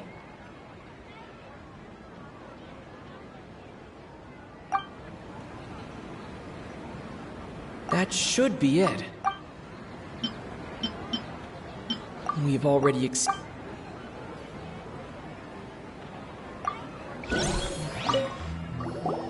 Okay, so, with what you know so far, what do you think the truth is?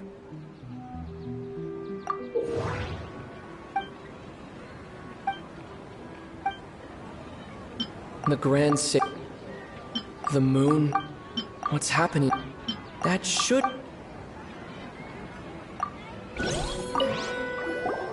Okay, so, With what you know so far, what do you think the truth is?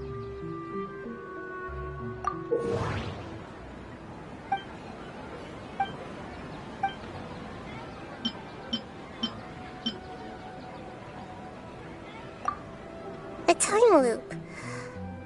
You've given similarly wrong... Still the wrong... A simple time loop can't explain some of the phenomena. You two are still missing a lot of information. The Sub-Zero's festival is happening every day, but that doesn't mean we can waste an infinite amount of them. Hurry and find the truth before today's festival ends.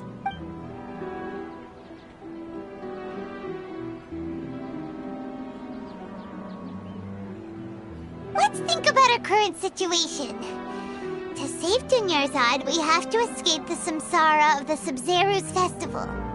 And to do that, we need to figure out what's happening. The truth.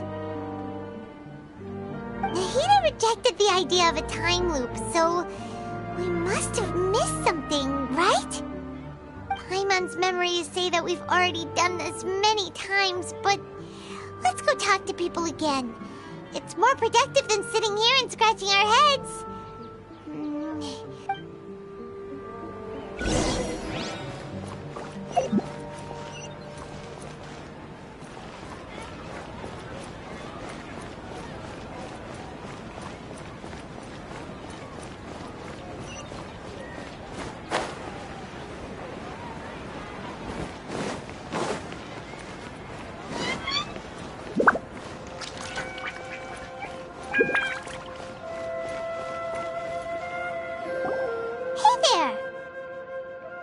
Hey, it's you guys again.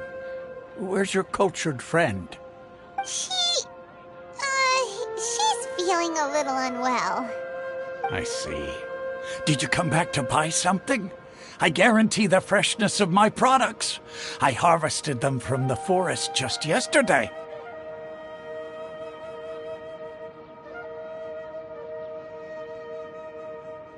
Huh? What brought this about? I hurried back from the forest yesterday, and I'm selling produce here today. I haven't felt anything strange. To put it another way, if you really think about it, was... What kind of philosophical nonsense is this? Are you two daydreaming? Didn't you know that no one dreams in Sumeru? Go somewhere else if you want to find someone to daydream with.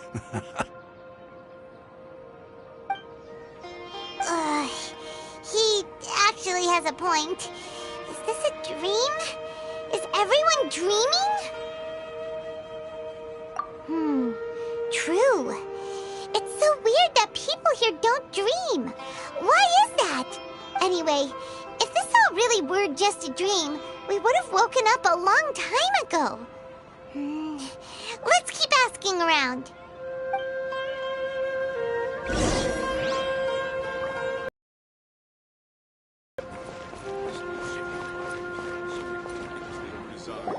Oh, it's you two.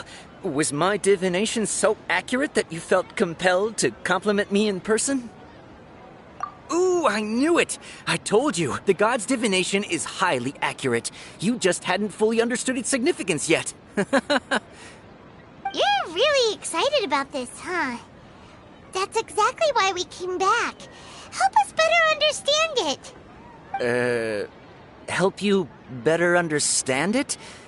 Well, that isn't exactly what I excel at. So, you're admitting that you don't have a clue?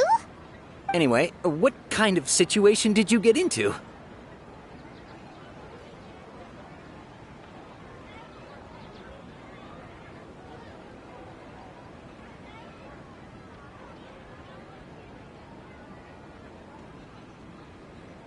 Huh? Hold on a second. I thought you got what you just said. Paimon knew you weren't going to believe. Marvelous. Truly marvelous. I believe you. Recall the interpretation of your divination. The moon, illusions, and lies. It really felt like an omen. When you say it like that, the divination does sound like it's related to what's going on. I believe that the Archon's revelations are never more than vague hints. Anything more specific is beyond the reach of mere mortals. The book only says, if you trust your instincts and overcome your fears, the sun will surely rise. So that's how it is. Looks like fortune-telling is just fortune-telling. It's no good for practical problems. We haven't made any progress. Who else can we talk to? Paimon remembers that we tried talking to her a couple of times, but she always thinks we're playing pranks on her. You think she'll brush us off again?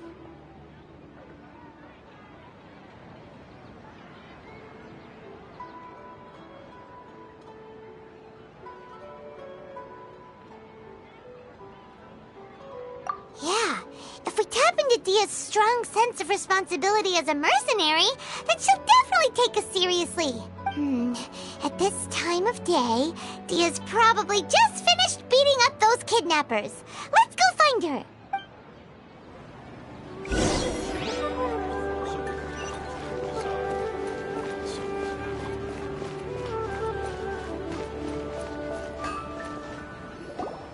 I'm fine, my lady. It's just a scratch.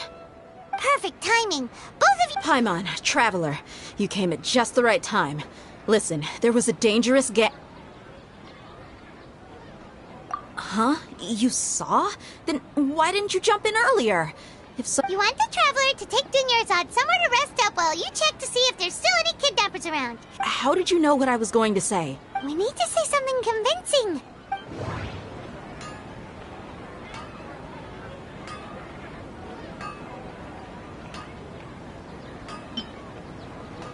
Dia sold her greatsword to raise additional funds.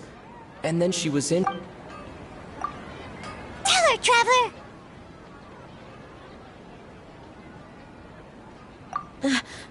I didn't tell anyone about that. Including Miss Dunyarzad. You couldn't have known. And just now, you literally took the words right out of my mouth. What's going on? All right, so this is the situation. It's kinda hard to believe what you just told me. First, let me make something clear. Most of us desert dwellers might not be the scholarly type, but we do have basic common sense. She's quieter than usual. Uninterested in— Yeah, she isn't the same as before, but her parents said that this is how she was like at first. Huh? At first? I don't quite understand what you're all talking about. I'll go rest on the bench over there. My lady, are you angry?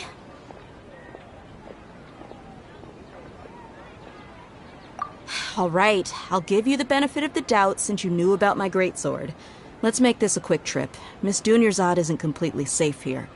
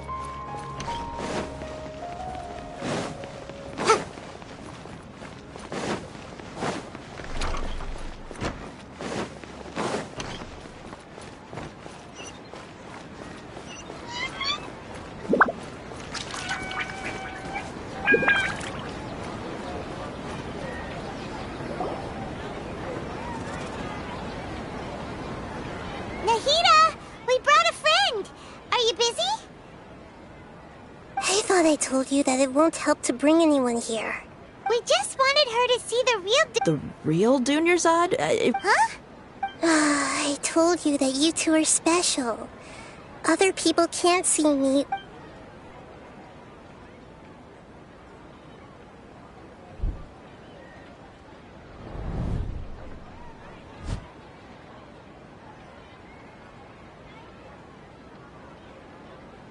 Hold on. Over there. Is that? Wow. How perceptive. Does she have invisible antennae? Miss Dunyarzad, she's lying down here, isn't she? How's she doing? Her condition's really bad, and she's basically in a coma. How did you know she was here? I can sense her aura. There are also lingering feelings of something like regret or disappointment. What happened? Do you believe us now? The Sub-Zero's festival has been repeating itself.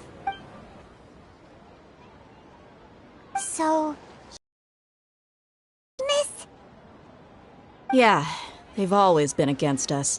Wouldn't surprise me if they're using the Akasha to intentionally repeat the Sub-Zero's festival as a sick joke.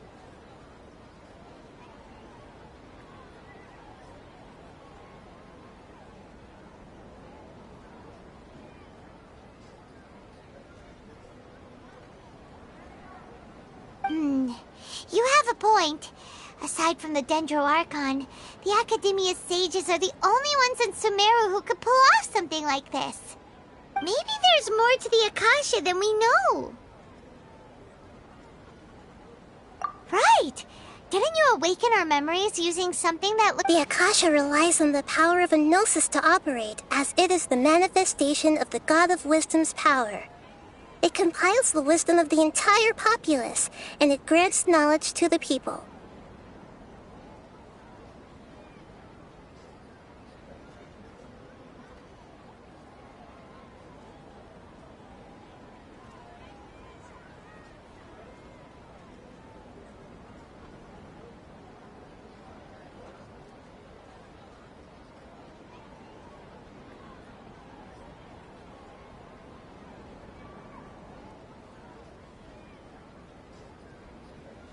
A gnosis could do that? No wonder the Akasha is so magical. It's being powered by the gnosis of Sumeru's Archon. So, this Nahida you mentioned, what did she say? She said, and Paimon quotes, "The Akasha relies on the power of a gnosis to operate, as it is the manifestation of the God of Wisdom's power.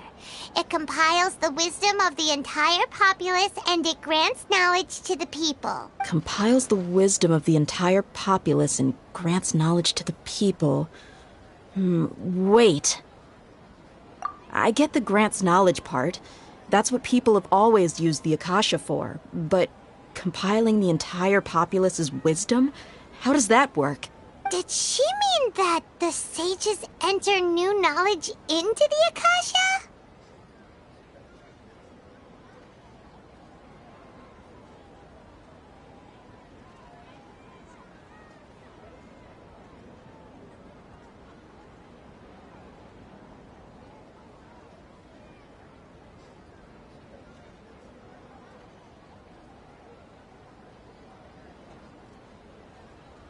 Oh, yeah. That sounds about right. What do you think?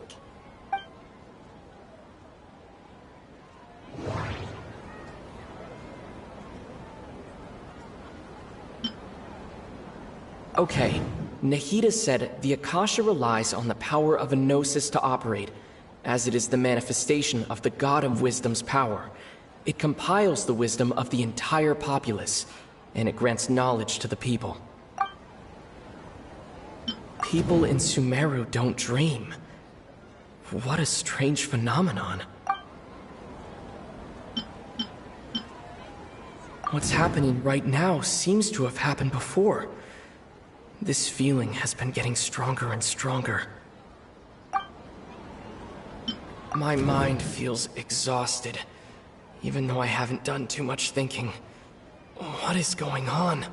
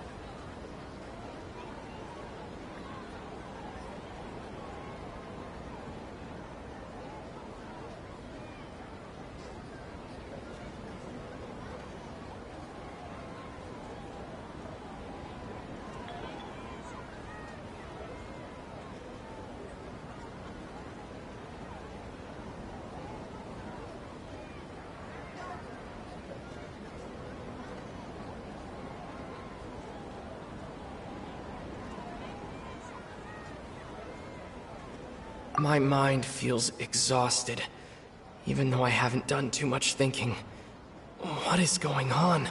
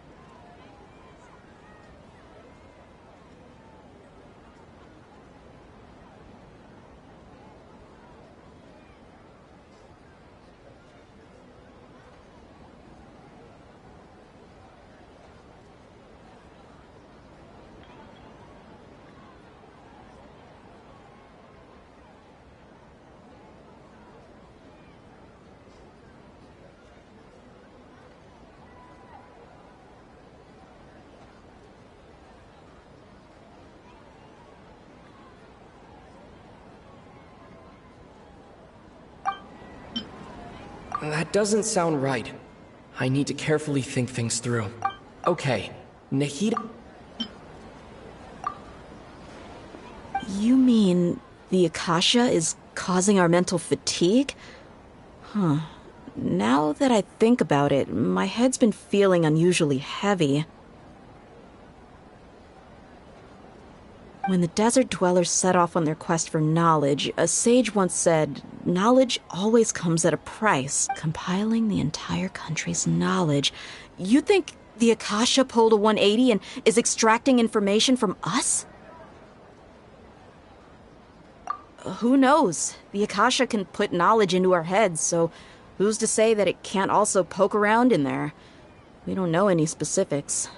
What's the point of doing something like that? Just think about it. If you could combine the knowledge of every single person in Sumeru, then you can basically turn Sumeru City into a single massive brain.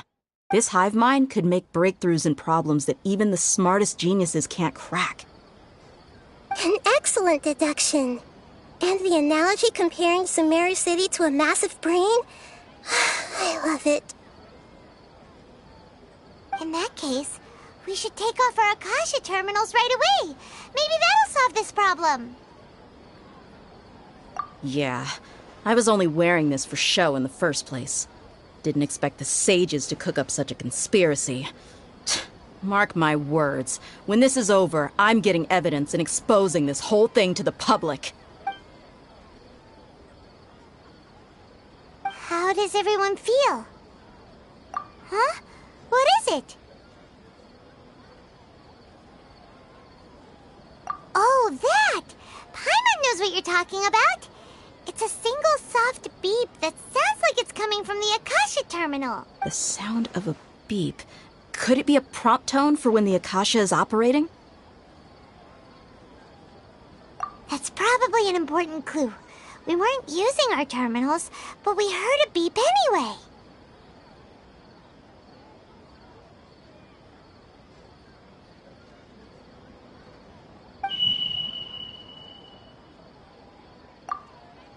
Traveler, did you hear that?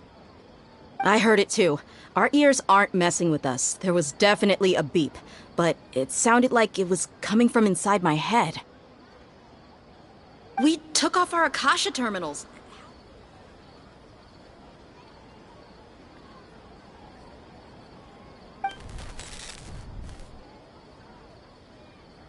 Phase runtime has exceeded its expected length. At this rate, there may be casualties. But we cannot lose all of our progress.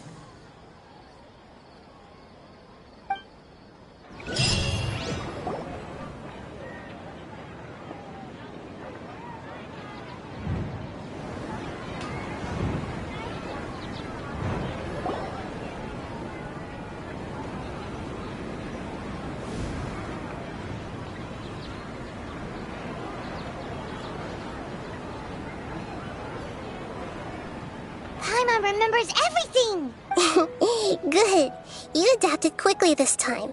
We definitely took off our Akasha terminals last night, but we still heard that beep. Why is that?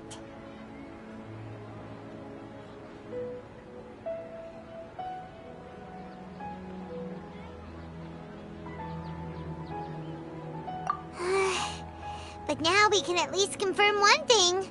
The Akasha definitely has something to do with whatever's trapping us in this cycle. Oh, Paimon doesn't get it. Why would the Akasha go this far if all it wants is everybody's wisdom? It's extremely difficult for lab rats in an experiment to understand why they're being treated the way they are. If we're lab rats, then what are you? Nahida, you've never told us anything about yourself.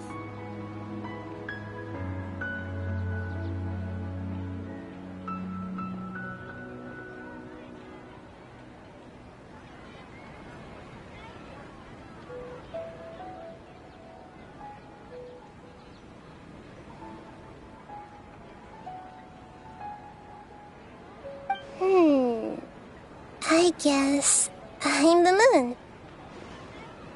The moon? Wasn't that... Anyway, knowing who I am won't help you get closer to the truth, so you should focus on other things. Don't get distracted and miss any clues. Okay then. Dia helped us a lot yesterday, so let's...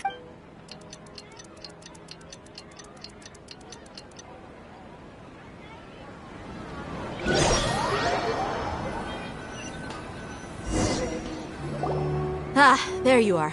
I've already taken care of those kidnappers. My lady, did you get hurt? Dia? What's wrong? Why are you both gawking at me like that? You didn't get hurt this time. Huh? What do you mean this time? Why are you so surprised that I managed to get out unscathed? Those kids were amateurs.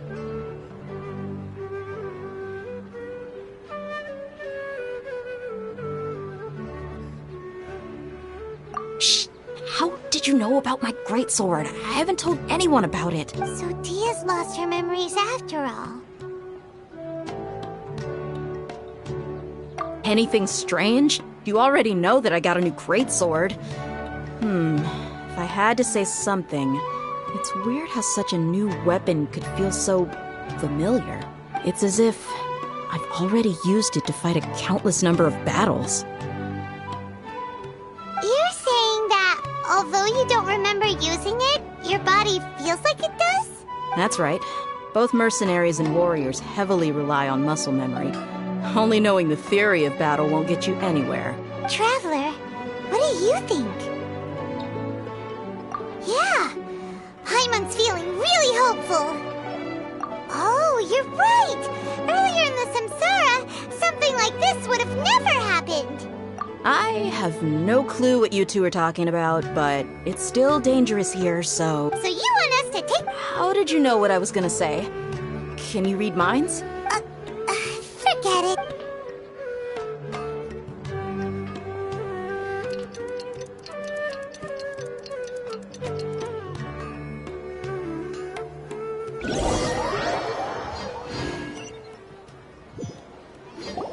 Whew, it's finally nighttime. Aside from Dia not getting injured, everything seems to have stayed the same. Listen, Nahida, we found out that Dia got out just fine today, even though she got injured every other time she fought the kidnappers. Do you think the Samsara has been broken? Have we saved Dunyarzad? Really? Good job on all that progress.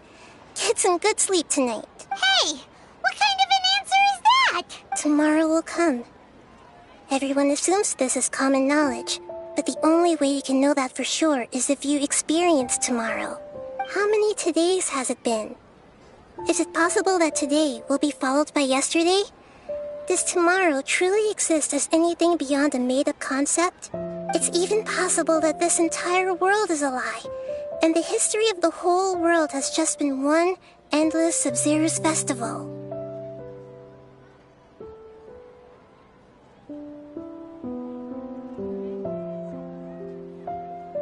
Okay, no more. Paimon's brain is already shut down. That's why it makes no sense to waste your energy thinking about things you will learn tomorrow.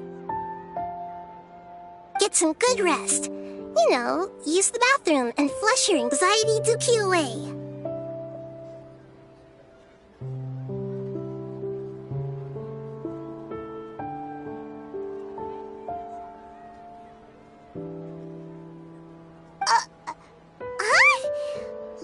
on, what did you just say?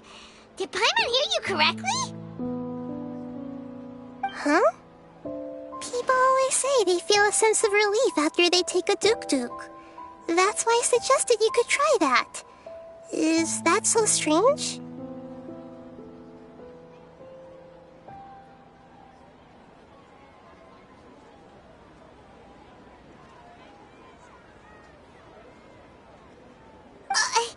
It's so strange and so against common sense that Paimon's at a loss for words. You were sounding kind of smart just a minute ago. Yeah, even though it's happy and lively at the Sub-Zero's festival every day, it feels like it's been a long time since we've really gotten to relax. Continue the harvest. Compared to what we stand to achieve, these sacrifices are trivial.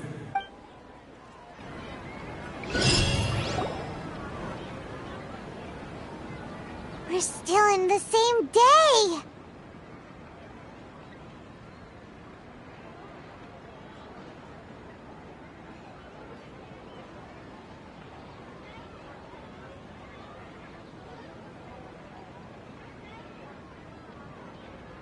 Nahida, you already knew last night that we didn't break out of the Samsara?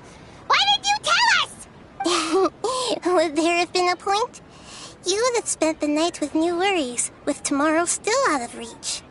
In that case, you might as well rest within that brief moment of hope. An opportunity like that doesn't come by often, and I thought it might help you clear your minds. Paimon thought the Duke did that! Whatever. Guess you were looking out for us after all.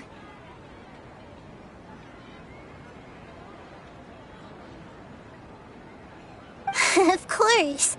In the time we've been together, you two have been everything to me. Paimon's flattered and everything, but maybe you're taking things a little fast.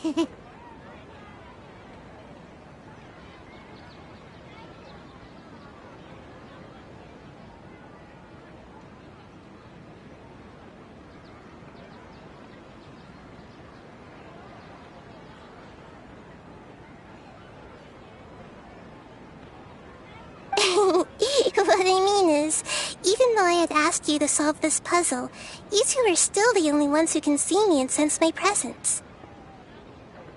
In other words, if you weren't here, I may as well not exist. That's why you two have been everything to me. Get it? Nahida's talking about confusing stuff again. Anyway, that's enough chit-chat. So, Traveler, did the new clues yesterday help you gain a new understanding of the situation? Huh? Why are you scrapping your previous theory?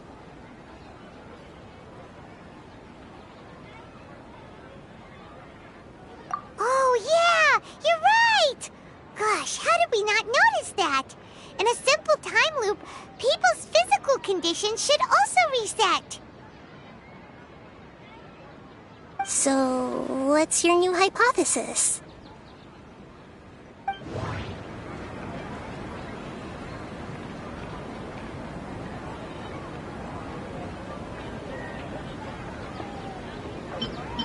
Okay, Nahida said the Akasha relies on the power of a gnosis to operate, as it is the manifestation of the God of Wisdom's power.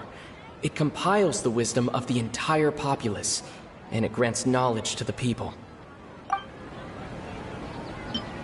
We've already experienced the Sub-Zero's festival many times, and the day of the festival seems to be in a perpetual samsara. The beep is a prompt tone for Akasha operations. We still hear it every night, even though we removed our Akasha terminals. Mercenaries rely heavily on muscle memory, and Dia was able to use her experiences to avoid injury in later samsara cycles. The moon, illusions, and lies. What did they all mean?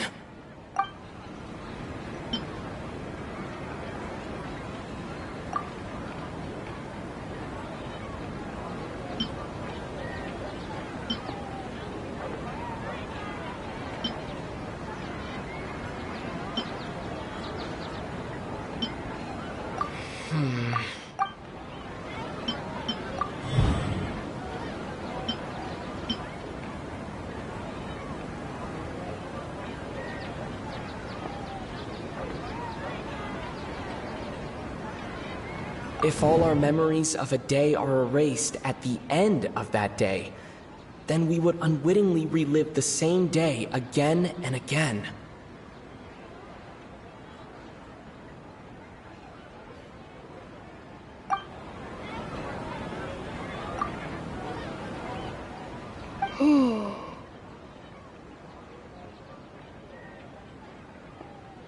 Oh! Then the beep we hear every night could just be indicating the deletion of our memories!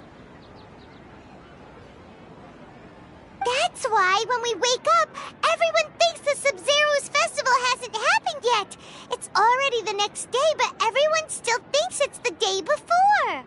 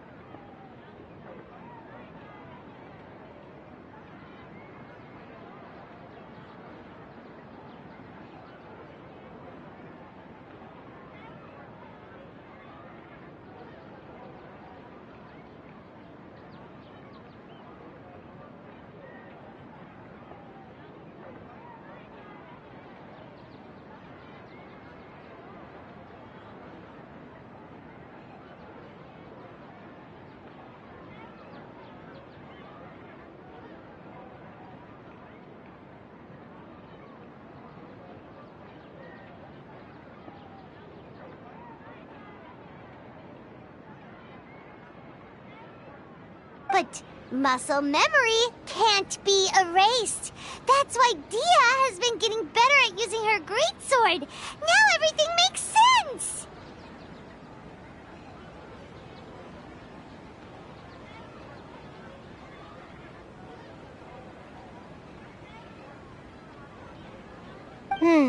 A brilliant deduction. Nahida, tell us if we're right or wrong. To put it simply, it's as if you've mistaken a pyrocrystal fly for a firefly in the night. You lost sight of its true nature because you focused too much on your perception that it glows. That isn't simple at all! Why don't you go talk to Miss Dia again? You might learn something new. Right! She did help us find our latest clue after all.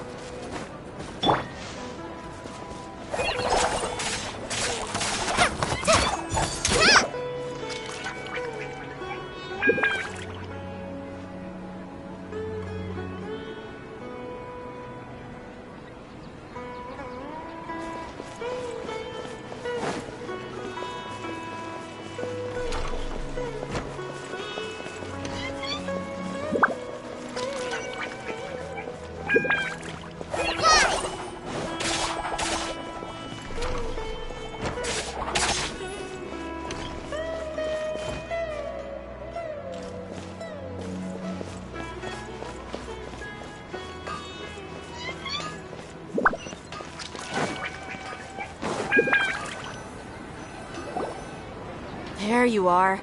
Really took me a while to find you. As expected, Dia also did— Get hurt? Why would I? Well, you're still getting used to— Truth be told, I also think it's pretty strange. It just suddenly felt so familiar in my hands, and... wait a second! How did you know I got a new great sword? Traveler, could you explain the situation to her today? Paimon's gotten a little sick of doing it. Oh, that works!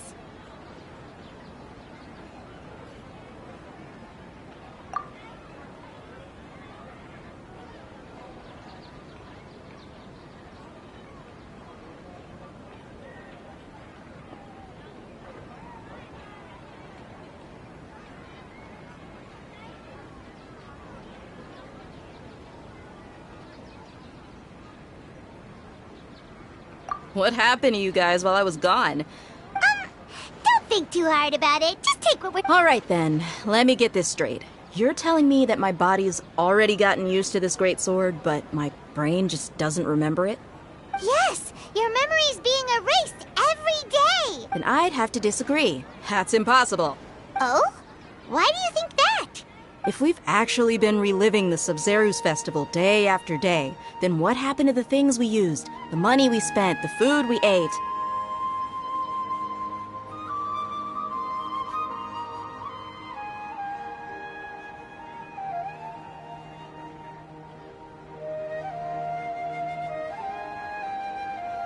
Common sense says my wallet should have emptied itself a long time ago. There's no way I wouldn't have noticed that.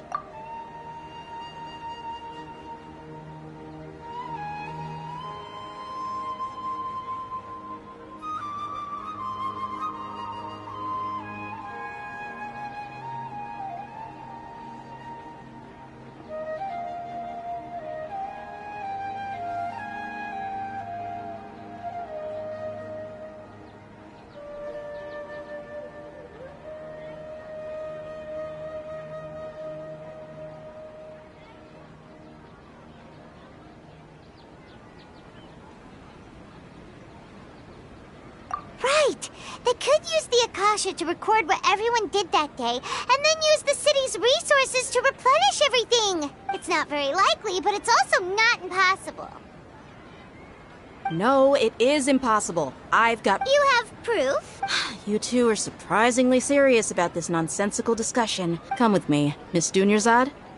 Please come along as... I can't believe it's Dia who wants to show us something this time. 2 days ago, we were the ones taking her to see Dunyarzad.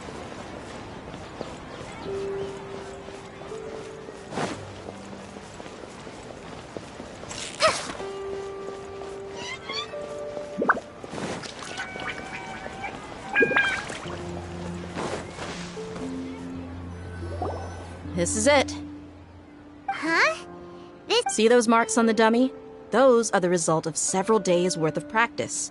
Let's say the sages didn't replace it every day. Shouldn't it be hacked to pieces by now? That's true, but what if they did? Then the sages would have had to reproduce every mark I left during previous training sessions. I'm a professional fighter.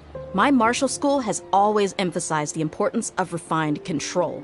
The force, angle, and entry point of each strike is calculated and deliberate. That's why I remember every mark on the dummy, as well as my state of mind as I made each strike.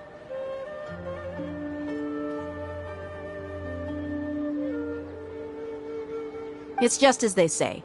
Each swordsman has their own unique style, and even the same swordsman can't make the same cut twice. Is it really impossible?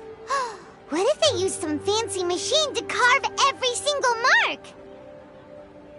People often say that a camera's photo can never replace an artist's painting because the former has no spirit to it. The same thing applies here. At a mere glance, I can differentiate carved marks from the results of combat training. Whew! I hope that cleared things up for you. Hey, is this that new brain-exercise game that's been super popular with the scholars lately? It's surprisingly fun. Anyway, it's getting late. I should escort Miss Dunyarzad to Nilu's stage. See you later. Well, back to square one. Is our memory deletion theory also wrong?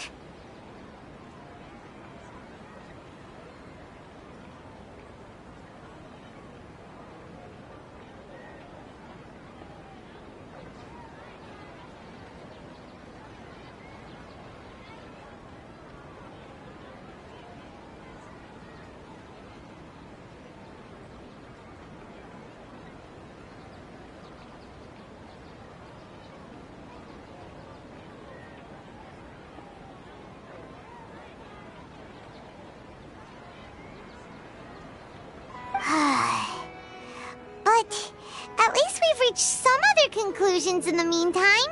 Yep, that's true. So, can we think of any... Strange? Paimon feels like everything's been strange lately.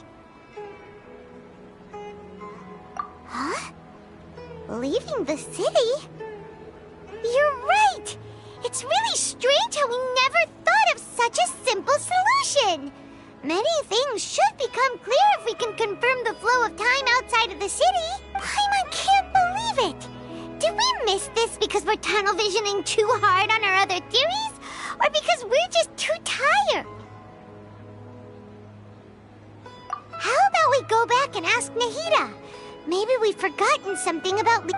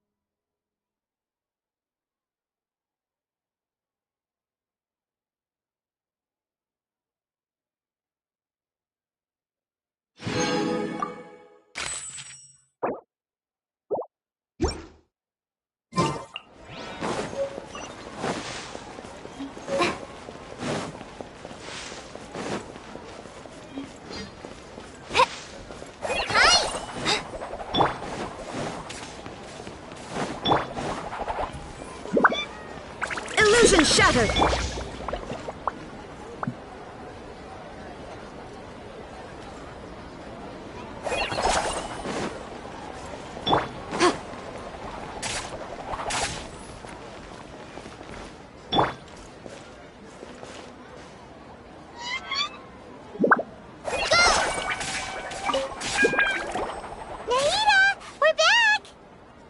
Early today. Did you find something new? Sort of.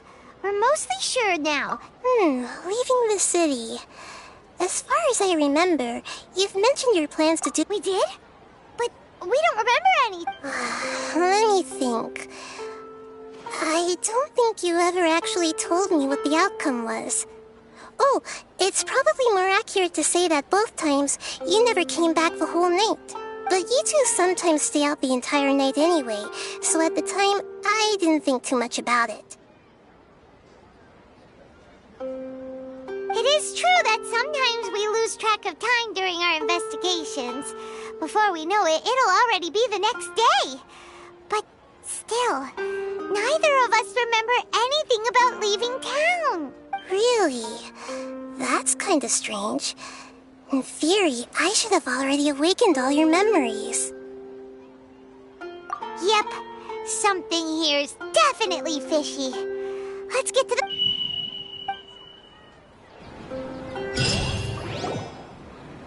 Our memories are back! About that... Traveler, aside from your memories that were just restored, I have another. Listen to it and you'll understand. Can't go back. There are countless spaces here. Our Sub-Zeru's festival in Sumeru City is just one of them. Traveler, you should be missing 2 days' worth of memories. Paimon will fill you in. It's time to carry out our plan from yesterday.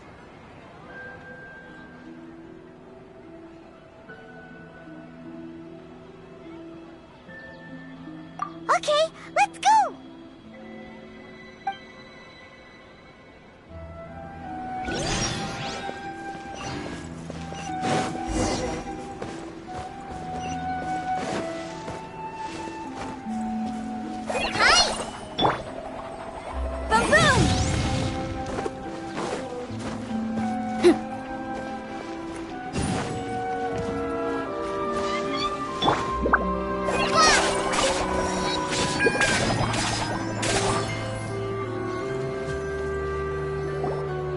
Why can't we leave the city? What is the Academia up to now? Don't ask me. It's not like I can tell you anything. This is a direct order from the Grand Sage. Just wait until tomorrow. I have a real emergency. My goods have already arrived at Port Ormos. If I don't hurry, they'll be stolen. That's your problem. Make sure you make a request in advance next time.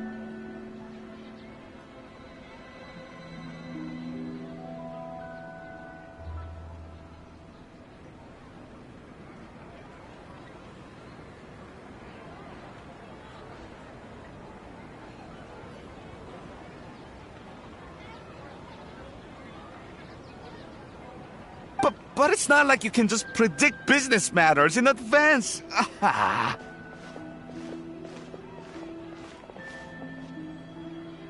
It looks like the Academia already announced a lockdown for Sumeru City. Let's go and question. Hello, sir. Why can't... Here we go again. We just received an order that no one is allowed to enter or exit Sumeru today. They didn't tell us anything else. Angering me won't get you anywhere. It looks like he really doesn't know. If we can't get anything out of him, this is a good spot. And the guard had... Huh? Why? Are you going to leave Paimon behind?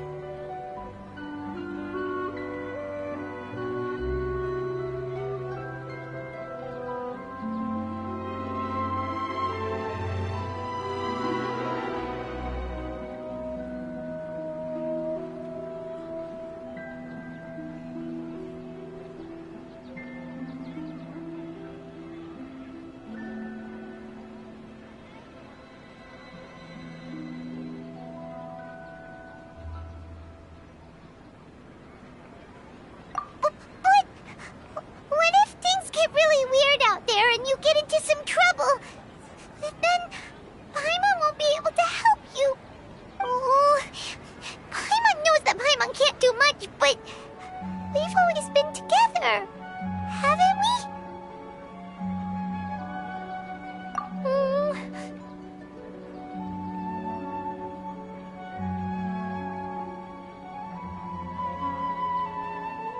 Okay, Paimon will wait for you.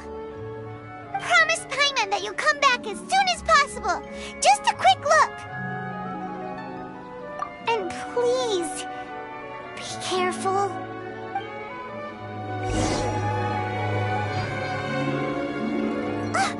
Memories!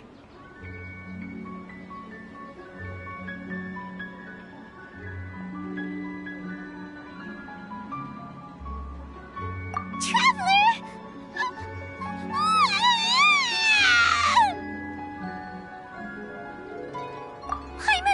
Paimon would never see you again! You just disappeared! Paimon waited for you for hours and hours at the city wall and you never came back! You promised Paimon that you were only taking a quick look! Paimon, calm down. He's here now. I don't think he understood what you were saying. Paimon doesn't care! Paimon wanted to go look for you, but you also said that Paimon should stay! Paimon was so worried and so scared the entire day!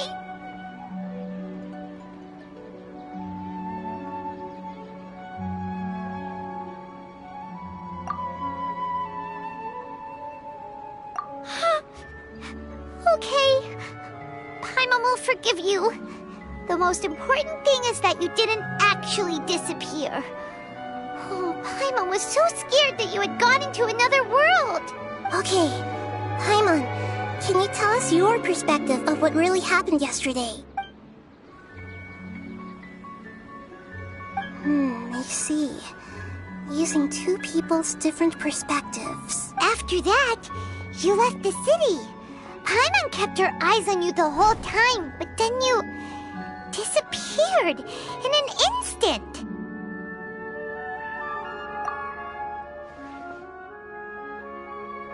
No way! Paimon was watching you with the fullest attention. What's your perspective, Traveler? You sure you don't have any memory of this? I guess that explains everything. You also lost your memories the last 2 times you tried to leave the city. Those days' memories can't be awoken. So, if we leave the city, our memories will be completely erased? It really sounds like something big outside of the city is being hidden on purpose. But this way, we'll also never discover what's outside!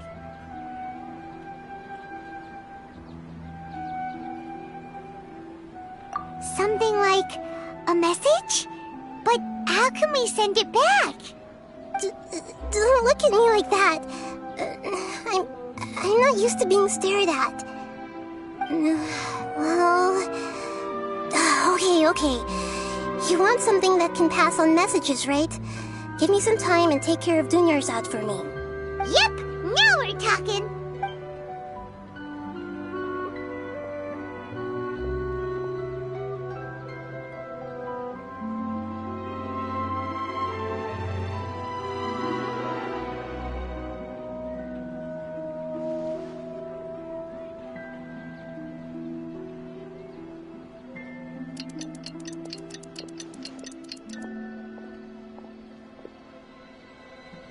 I'm done.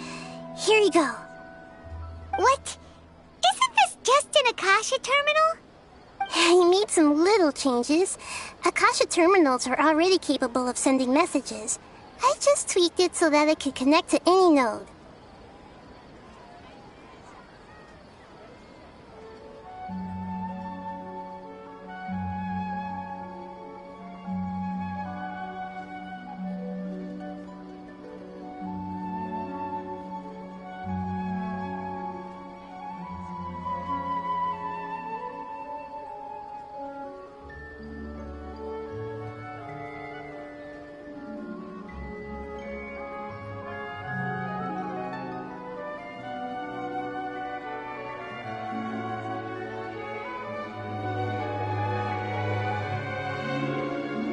To make something like this? Nahida, you really know the Akasha like the back of your hand. Anyway, we can use this now to record a message, right? Yep. I'll help you save the messages. It should be pretty easy to use. I just can't guarantee the user's status and signal coverage when they're outside the city.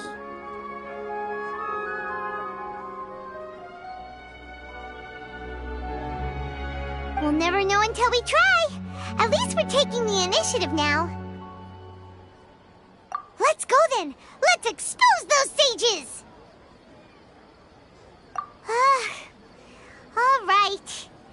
Paimon isn't as worried about being separated since it happened once yesterday. But Paimon still isn't happy about it.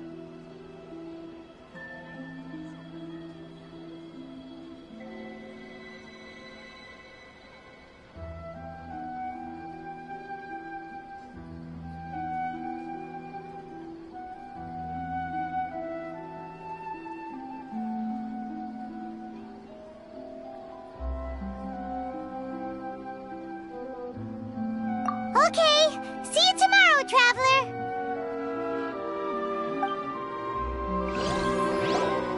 That covers everything that's happened so far. Yes, although the signal was choppy and had some interference, we still met— Okay, now that you understand what's going on...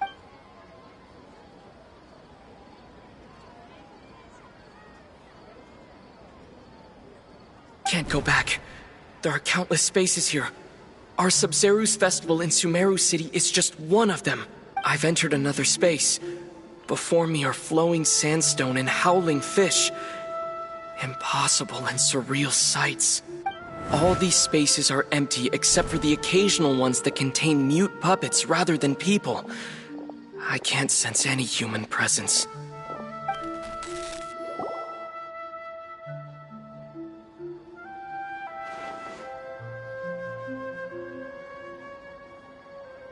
That's one heck of an info dump. It sounds like you left the Sumeru city space when you set foot outside of the walls. But everything looked completely normal when... There's another part here. These spaces have been disappearing one after the other, absorbed by something like a sun in the sky.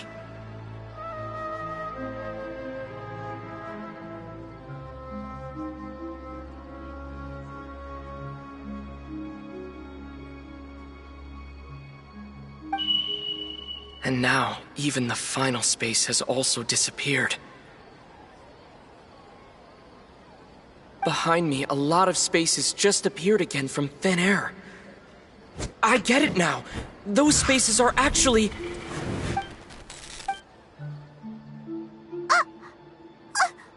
Why did the message end right there?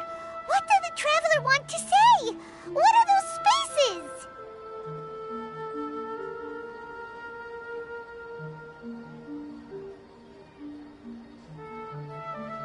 Probably because yesterday just happened to end at that moment. Oh, right. Paimon did hear a beep from the Akasha. Did it come from here or from the message? It should have come from the Traveler's Akasha terminal.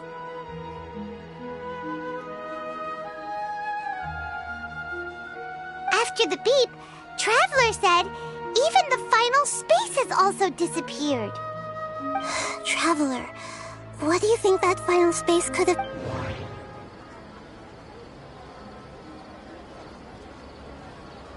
All the bizarre spaces I saw outside the city had one thing in common: a lack of human presence. Was that space actually the real world?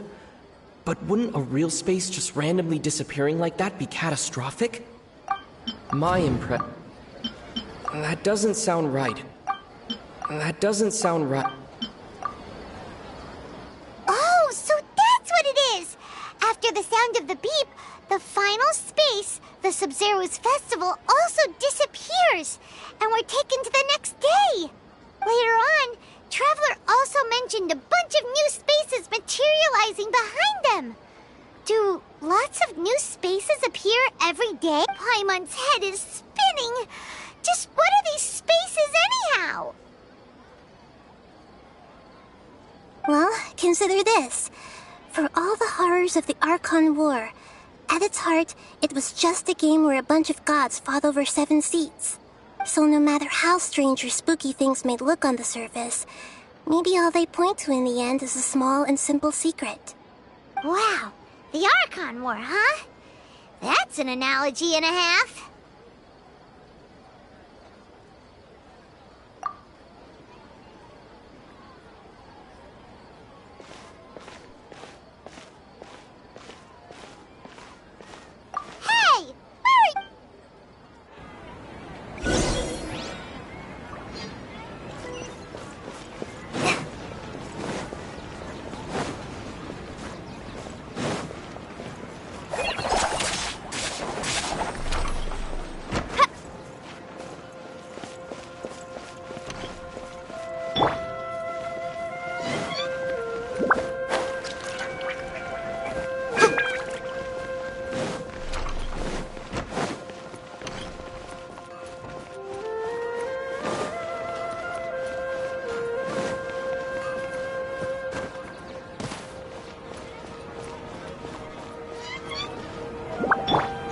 Shine down!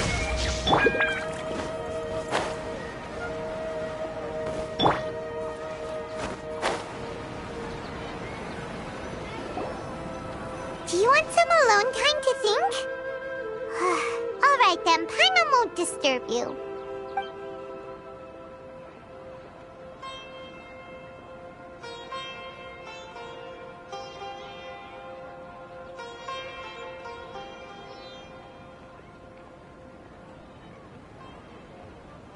The dance of Sub-Zeros is about to begin. I'm going to go watch it. Okay. Why don't you go ahead, Dunyarzad? We still have some other stuff to do first. Okay then. See you later. Have you figured it out yet, Traveler? Time is ticking away.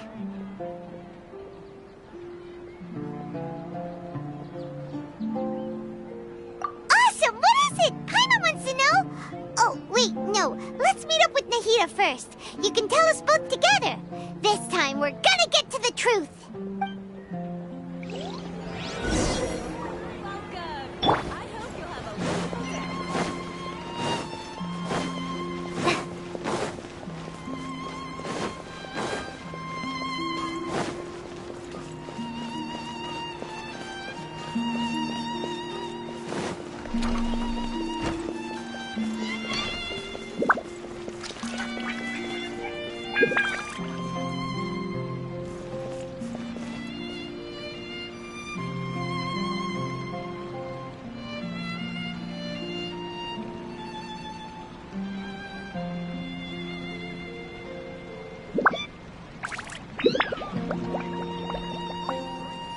I wonder if the treasures I discovered might have been left by Greater Lord Rukadevata.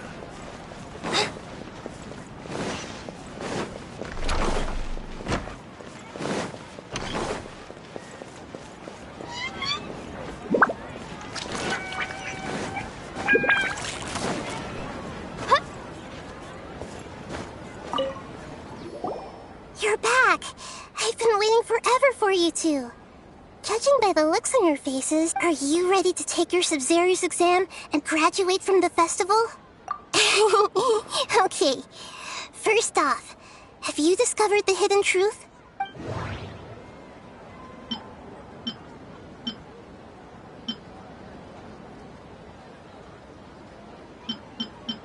Okay, Nahida said we've already experienced all the bizarre spaces I saw outside the city. All the bizarre space. We've already experienced the Sub-Zero's festival many times. Those spaces remind me of the moon.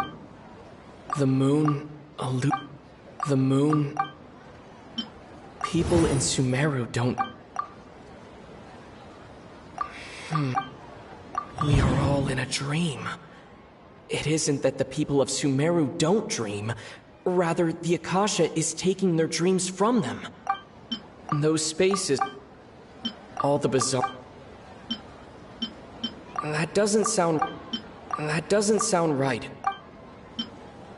That doesn't sound... That doesn't sound right. Sumeru think they don't dream, but the truth is the Akasha steals their dreams without them knowing it. And those spaces with no human presence are stolen dreams without their host. That would explain why they sounded so weird when he was trying to describe them. Huh. So be correct answer. Now, how did you conclude that the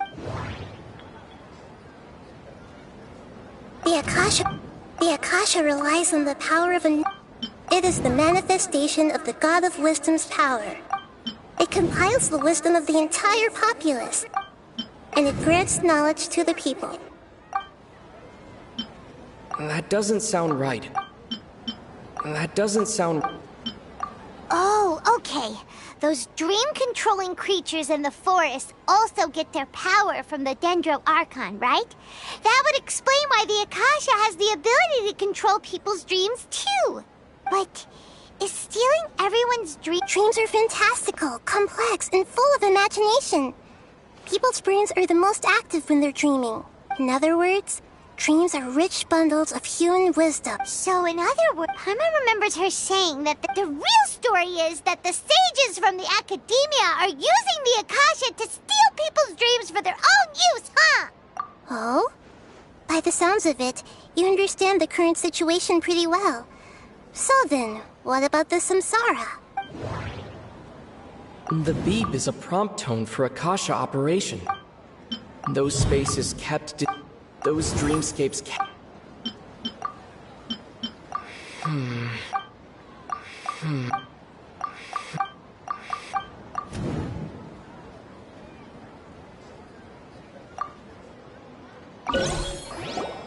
You're back! I've been waiting Are you ready to take your Sub-Zero? Okay.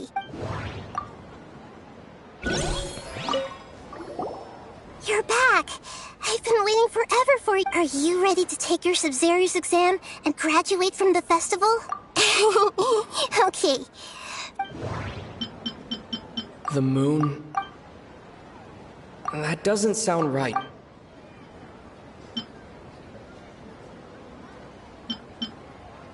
People in Sumeru think they don't dream, but and those spaces with no human presence are still...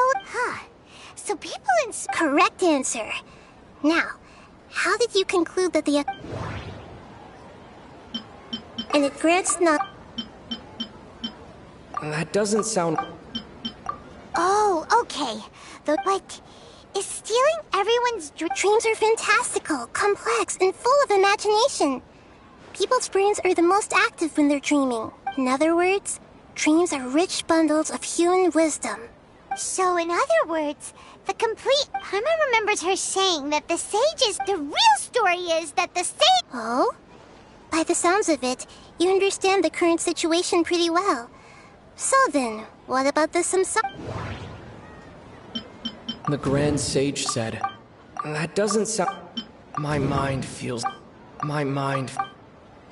We've already experienced the sub... That doesn't sound right. That doesn't sound... Correct. The Akasha is... Their disembodied consciousness is placed inside. No one is any the wiser as another day people wake up to yet another dream about the Sub-Zero's... So... This is like a dream Very good, Paimon. Using analogies well is an excellent habit to get into. Okay, so... Alright, last question. Who am I? They say that alchemical divination is the Dendro Archon's divine revelation. So you noticed. I thought that one would be the hardest question. That's why I put it last. That wasn't hard at all. Even Paimon guessed that. Everything about you is different. Now that you mention it, Nahida, it's funny. Thinking back to when we were asking all over the place for info about Lesser Lord Kusanali. Paimon didn't expect to meet you like this.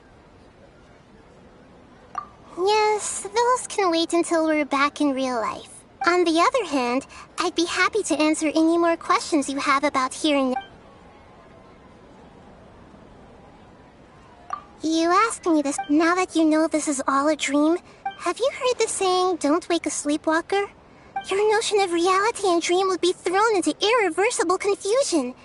I couldn't expose you. That's why I could only give you very subtle hints and some suggestions.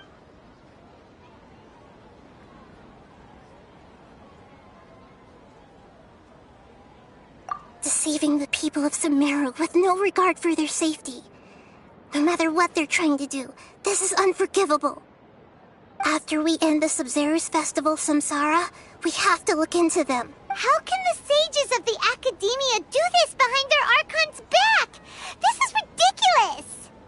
In the end, I'm just the moon. The real sun is long gone. A sun and a moon? Nahida... Oh, we're at... I'll tell you how to break free of the samsara tomorrow. See you then. Good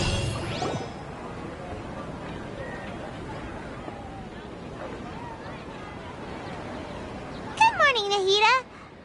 Wait. Now that Paimon remembers everything, should we instead... Hey! What's wrong, Nahida? I'm afraid that what you're thinking right now is correct. Did Dunyarzad already disappear? The real Dunyarzad's consciousness has indeed disappeared. It can no longer endure the constant dream harvesting.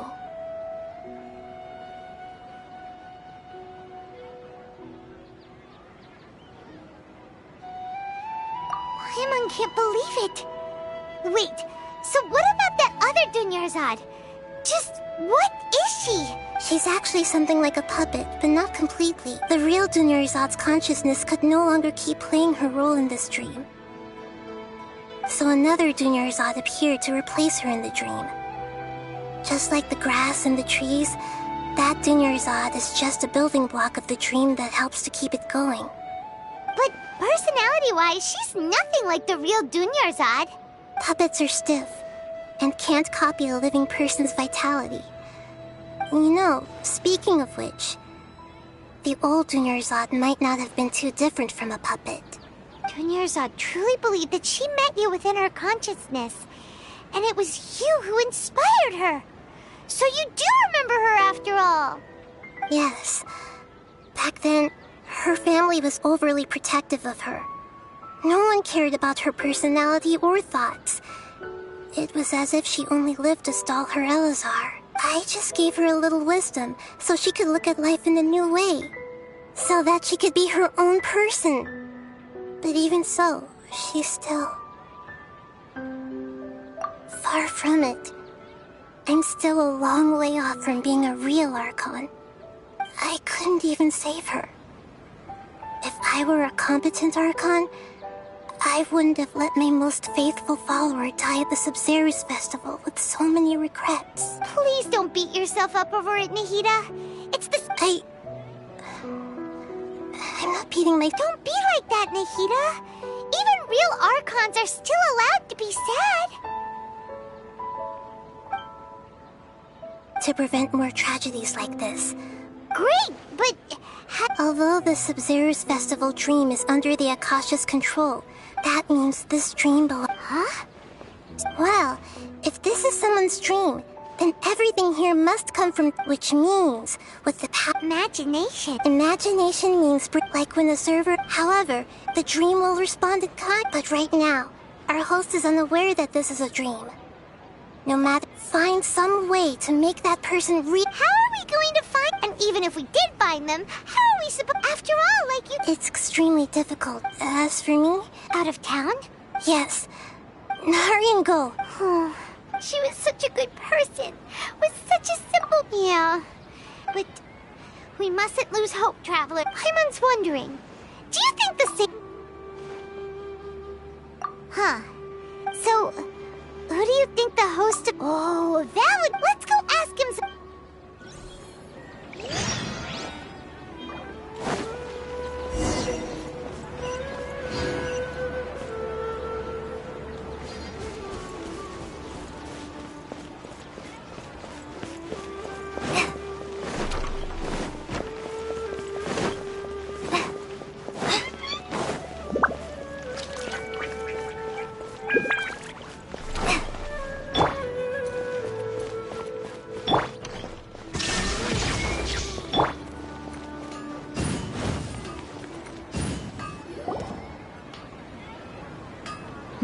You're back. You left in a hurry last time. Everything's fine. Just, An experiment?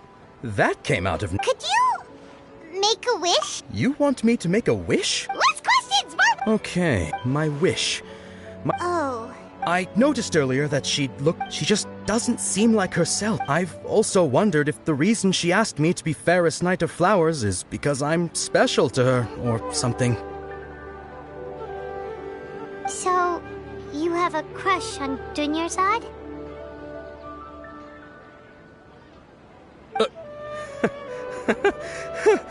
Oh, is it that obvious? After what I just said, I guess it is. When she placed the hat of the Knight of Flowers onto my head, she said to me, I want everyone to have a happy Sub-Zerus festival. What she didn't realize was that I'm not that interested in how everyone else feels. In that moment, I just wanted to be her Knight of Flowers for the rest of my life. 50 years? 100 years? I'll serve her. Okay, yeah, that was a bit much. Felt like the right moment to get it up. Okay, I'm ready to make my wish. I would like Miss Dunyarzad to appear in front of me right now with a smile on her face. Here goes. Please come true. I'm gonna open my eyes. Oh, Oh! You're... What? Fucky? Sorry, but only one portion of Yelda candies per person. Back home you go.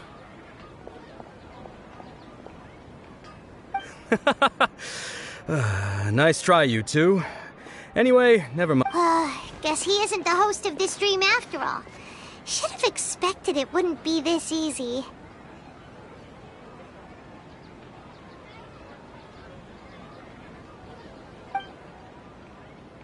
It's Zod loves her. But none of them has any idea that she... My lady, step back. That sounds like Dia! Oh, right. Huh? But Dia can handle them! Hey, Traveler!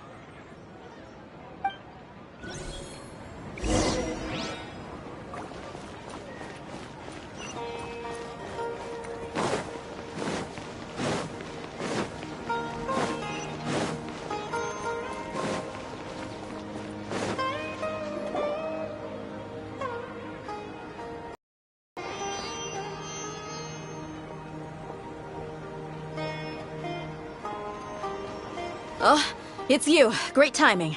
Please take... Hey, this is my job. The homie Yannis pay me, not you. You... Fine, alright. Knock yourself out. Why are you so worked up anyway? It's not like I don't trust your fighting skills. Anyway, watch yourself.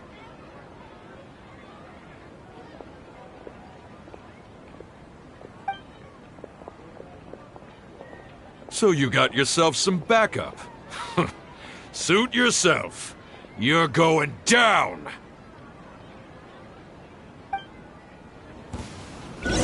That's close enough. A new punch. Today. Illusion shattered! Ha ha!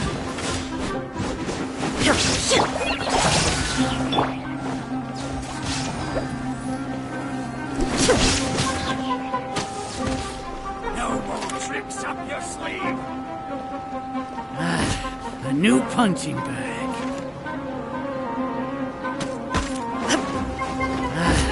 Shine down! Inazuma shines eternal!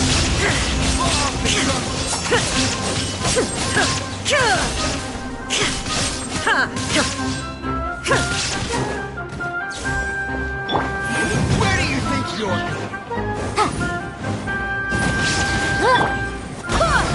There is no escape!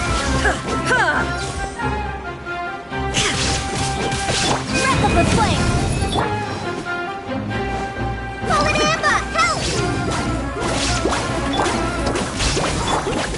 Motion to compel!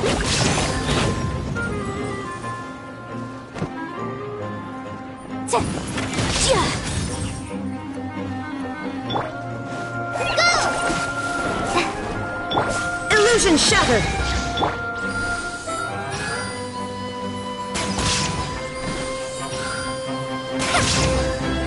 Take that!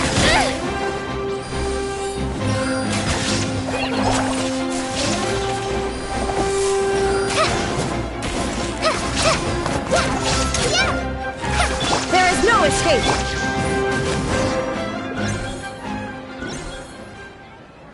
Traveler, were you just taking your anger out on those guys? You and Nahida both. Dunyarzad wouldn't want to see you two like this.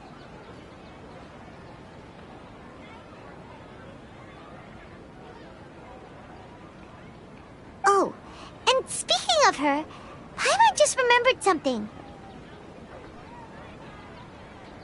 Remember how during the first Sub-Zero's festival, before the Samsara started, we came here with Dunyarzad because she wanted to pick something up?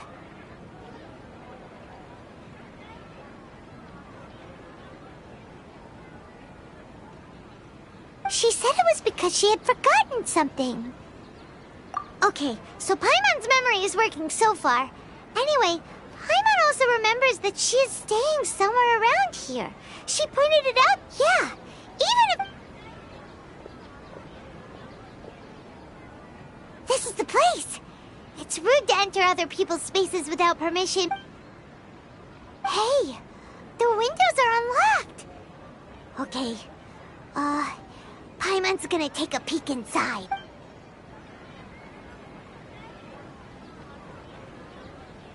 This was only a temporary residence. Should we open it? Wow. Even though she was also busy preparing for the Sub-Zero's festival and had all her health problems to worry about, she must have wanted to give this to us as a gift on the day of the Sub-Zero's festival, right? If we hadn't found this book. But now that we know... Hey! Where are you off to now?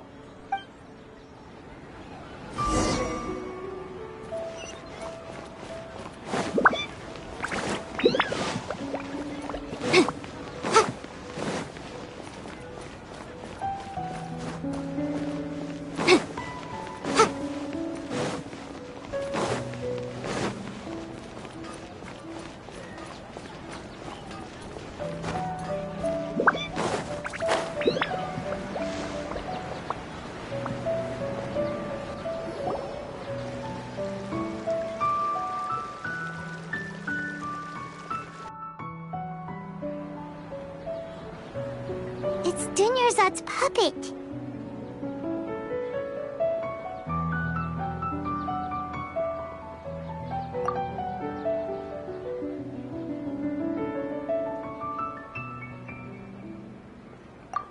Traveler?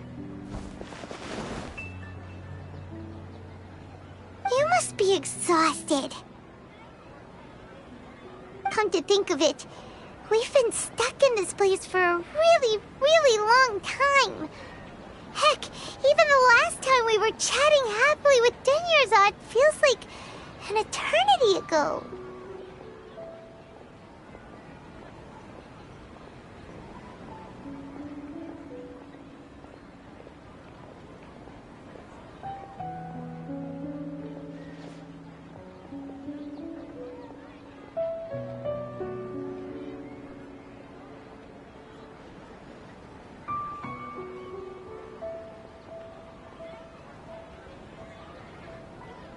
Paimon still remembers when we were sitting here, and the way her eyes sparkled when she talked about Nilu's dance of Sub-Zerus. There will always be frustrations in life, but I know that the point of living is not to leave behind any regrets.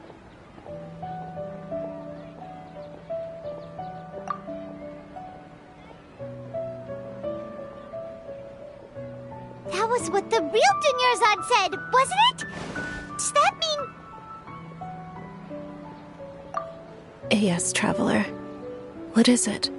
Oh, so she's still just a puppet. But just now, how come... What? Where are we going this time?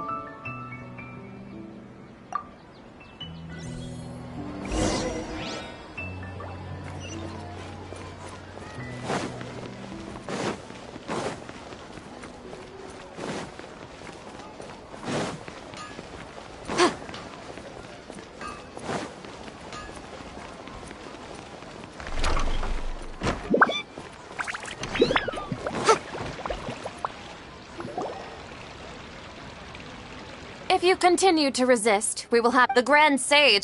Oh.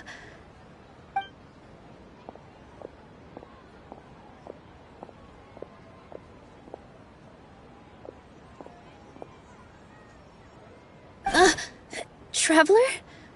Traveler? Traveler?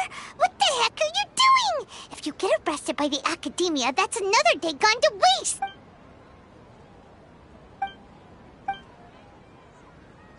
Wait, they're not reacting. Have they been scared stiff? Oh, of course! So they're just substitutes!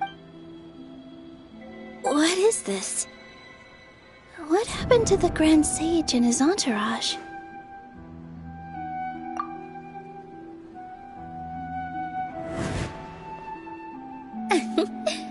Like I said, they symbolize the goddess of flowers.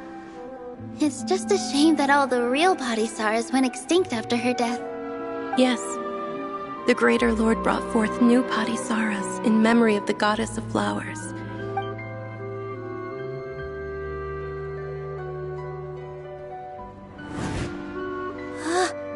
That beautiful shade of purple.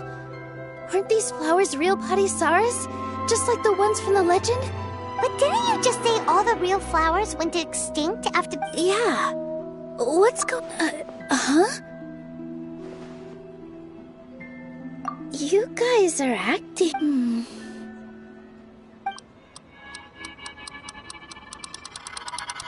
Hey! They disappeared! So Nilu's the host! What a surprise! Purple Padisarahs don't exist in the real world anymore! But in Nilu's subconscious, they can appear as decorations on the stage! It's just like the example Nahida told us.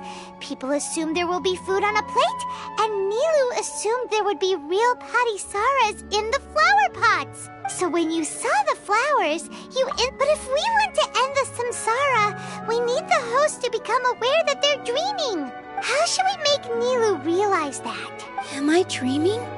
Huh? So I'm right. Is this Lesser Lord Kusanali responding to our celebration of the Sub-Zeru's festival? Wrong guess, but you aren't completely wrong either. The point is, what made you think this is a dream? As far as you know, people in Sumeru don't dream, right? Yeah, but have you heard the tale of the first sage? To prevent a calamity, he went on a journey to find the Dendro Archon. Ooh, sounds familiar. Dunyarzad told us a story like that when we... Yep, but in the part you heard, his piety and wisdom were acknowledged by the Dendro Archon, and she finally gave her blessing to him. All kinds of spectacular scenes appeared in front of the first sage, as if all the knowledge in the world was being painted onto a canvas right before him. He was captivated. After who knows how long, he mastered all the knowledge he could comprehend. Afterward, he said to the Dendro Archon, "I miss my parents, my wife, and my children. I've been away from home for far too long. They must be worried." The Dendro Archon smiled. The next second, the sage found himself lying in his bed, as if he had just woken up from a dream. His wife, lying next to him, said, "You're off to search for the Dendro Archon today, aren't you? Have a safe journey, my love." In the end, the first sage took care of many disasters in Sumeru City, and founded the Academia. What a happy ending. So, the first sage was dreaming ever since the beginning of the story? Yes. But his faith and determination were conveyed to the Dendro Archon, so she blessed him in the form of a dream. Paimon understands where you're coming from now. That's a really interesting connection. But we really gotta wake up soon, like the sage in the story! I see. Well, it just so happens that today's Sub-Zeru's festival is almost over, too.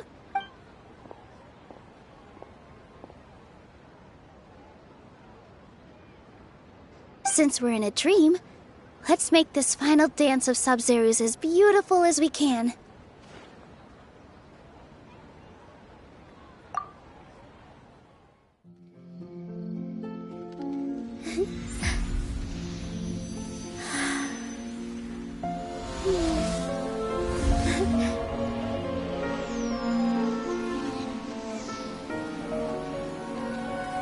The wait is over, everyone. I dedicate this to our god, the Dance of Sub-Zerus.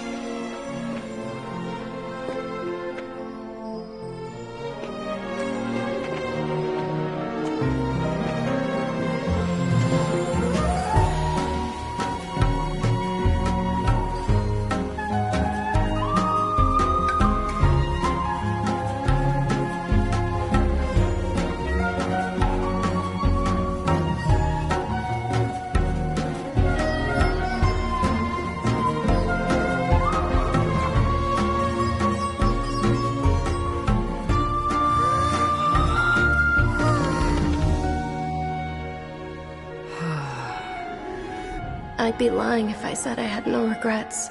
I would have loved to see Milu's dance.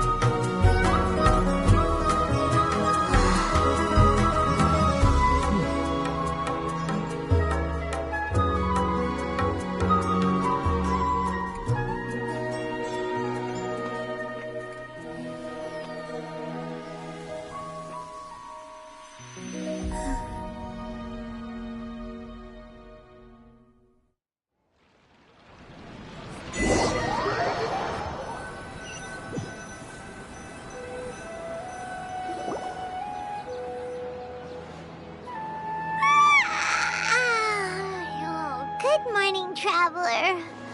Oh, Paimon feels like she's been asleep for the longest time.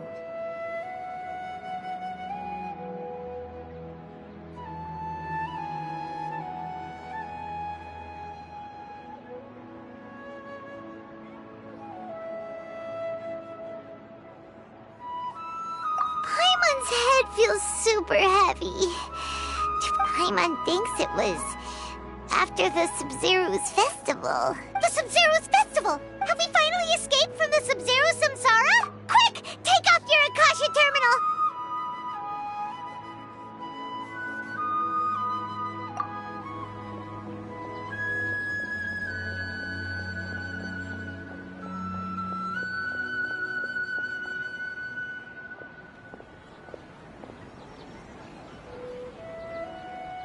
She's not in her room. What happened? Huh? What usual spot?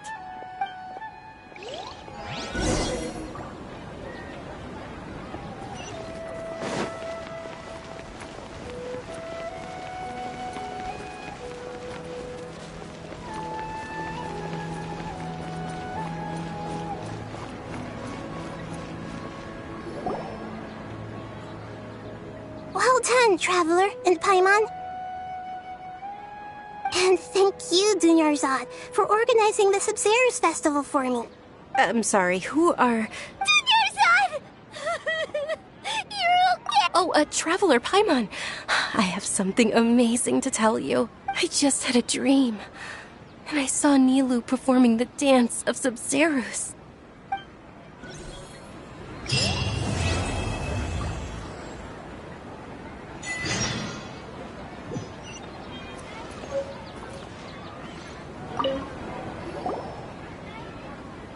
You're actually Nahida, aren't you? And Dunyarzad, It's a really long story. We shouldn't disturb her. Her consciousness is still weakened. Let's chat somewhere else. How about by the Traveler's favorite bench?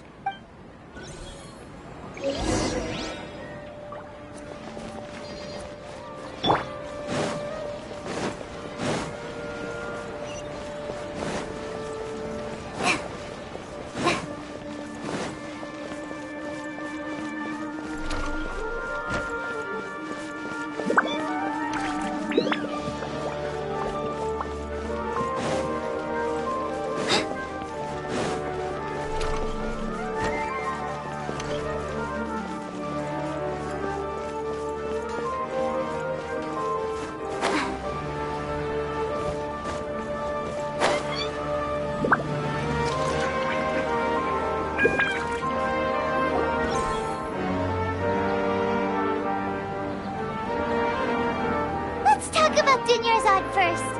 It's such... After we parted on the last day of the Sub-Zero's festival, I left the city and saw what the Traveler had described.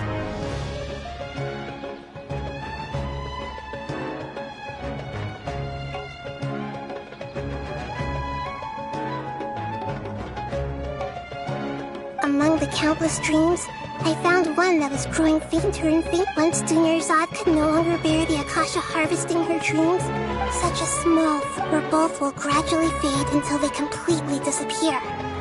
I used all the power I had to keep her dying dream alive as long as possible. But it still wouldn't have lasted for much longer if it hadn't been for you two breaking the samsara. So it looks like we did manage to save Dunyarzad in the end. And not a moment too soon. Huh? What? Both are fine. Everyone reacts differently. All right. You two must have a lot of other questions for me, right? After all, you saved my faithful believer. As your reward, I will answer any and all questions. At the Avidia Forest, there was this incense that made the Traveler fall unconscious. You also heard someone's voice, right? It said world and forget me. Yeah, so you do know. It seems like the Traveler established a connection to Irminsul. That was a message left by Greater Lord Rukkhadevata's residual consciousness in Irminsul. Perhaps her last memory before she died. As you two probably know, Greater Lord Rukkhadevata disappeared after the A message from Greater Lord Rukkhadevata? The Scarlet King? That god who died even longer ago? Some present-day desert dwellers still worship him. You probably just heard some of their conspiracies. Okay, so what does the message mean?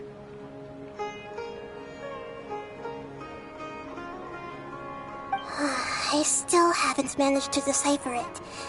Even the Akasha isn't currently capable of doing that. Greater Lord Rukkhadevata's residual consciousness in Irminsul seems to be contaminated with something that has a very dangerous aura to it. Many devoted scholars go mad as soon as they connect their consciousness. I've warned the Academia about this many times, but people still keep falling victim to it. But I believe this is the key to saving Irminsul. That's why I've kept trying to decipher it. So the tree in the vision was Irminsul? Oh, Tainari also said that Irminsul is sick! Is it but even if you can't figure out what that vision was all about, it seems like our search for you was all in— The Traveler wasn't affected after coming in contact with that consciousness. I've never seen anyone like that. With you here, we may have a chance at deciphering it. No, we must decipher its secrets. I've already eliminated all other factors that might affect Irminsul. This is the only one left. This puzzle has life and death at stake. It could determine Irminsul's fate, as well as Tevat's. To be accurate, I'm using the Akasha as a medium to occupy Catherine's consciousness. How did you do that? Poor Catherine. Does this mean you can also occupy other people's consciousnesses? Theoretically, I can enter anyone's mind as long as they're wearing their Akasha terminal. The Akasha is the legacy of Greater Lord Rukkhadevata. As Lesser Lord Kusanali and the first Akasha terminal, my consciousness has always been linked to the Akasha. I've always respected my people's free will, so I've never actually occupied their consciousness. When necessary, I just borrow this bionic Snezhnayan puppet.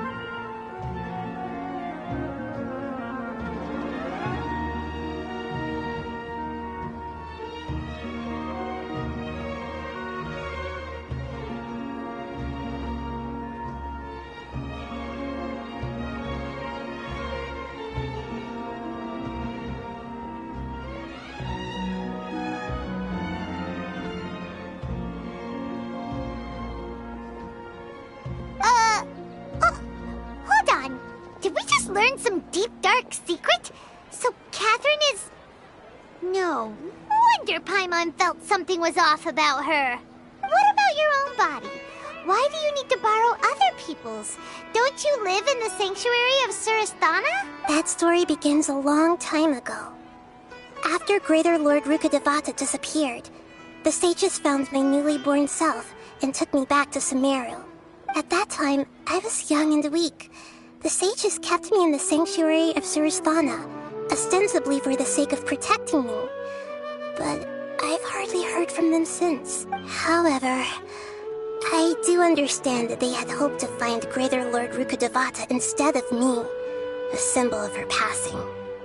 So, the sages basically put their new Archon under house arrest? How dare they! Why don't you teach them a lesson, Nahida? In some ways, they aren't wrong. Greater Lord Rukkhadevata was omniscient and omnipotent. Even after her death, and I'm still really far away from being able to call myself the God of Wisdom.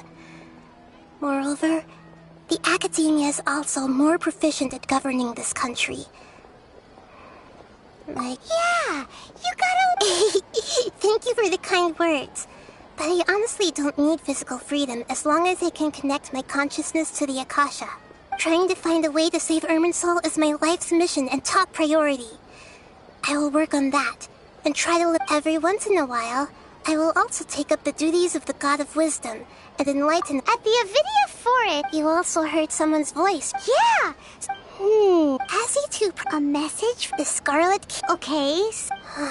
Greater Lord Ruka, many devoted scholars go mad as soon, but I believe. So the tree in the vision was, but the traveler was. No, this puzzle has life and death at stake. It could determine Irminsul's fate, as well as to that. There's never been any big problems with the Academia's governance of Sumeru. This is the first time I've seen them step out of line. I wonder what caused them to go down this path. And even though the city's residents haven't known, I tried to do some investigation. I think they're deliberately trying to hide. Oh, that reminds Paimon. In Gandharvaville, there was a sage who had invited Kainari to join some kind of project. Regardless, I need to first investigate the sage's motives, make things right, and punish them if needed. But I'll have to be discreet, or they'll see me coming. You mean how the Akasha stops you from having dreams? Yeah, it's not that misdirection? The sages convinced everyone to believe that being unable to dream is a sign of rationality and wisdom. Not dreaming is a badge of honor in Sumeru, even if the truth is that their dreams are being reaped by the Akasha. With their propaganda in place, the sages can maximize their use of the Akasha to facilitate their research. Besides, Greater Lord Rukkhadevata must have created the Akasha in the hopes that it could be used to its full potential. That's why I've never come out strongly against this. Anyway, the perspective advocated by the sages drowned out by now. Even those who never use Akasha terminals find it too At the Avidia Forest, you also heard some. Yeah! So, As he too a message from the Scarlet King. Okay, so I still Greater Lord Root, many devoted scholars, but I believe that. So the tree, but the traveler wasn't a. No, this puzzle has life and death at stake. Got it. I hope my answers were satisfying. To be honest, oh, and you don't need to worry too much about the sage's activity. Go and get some sleep. Leave everything to us. What a relief. Traveler? Maybe you were asleep. I see. I should visit my maintenance personnel sometime. Oh, I'm fine. I better go. Thank you.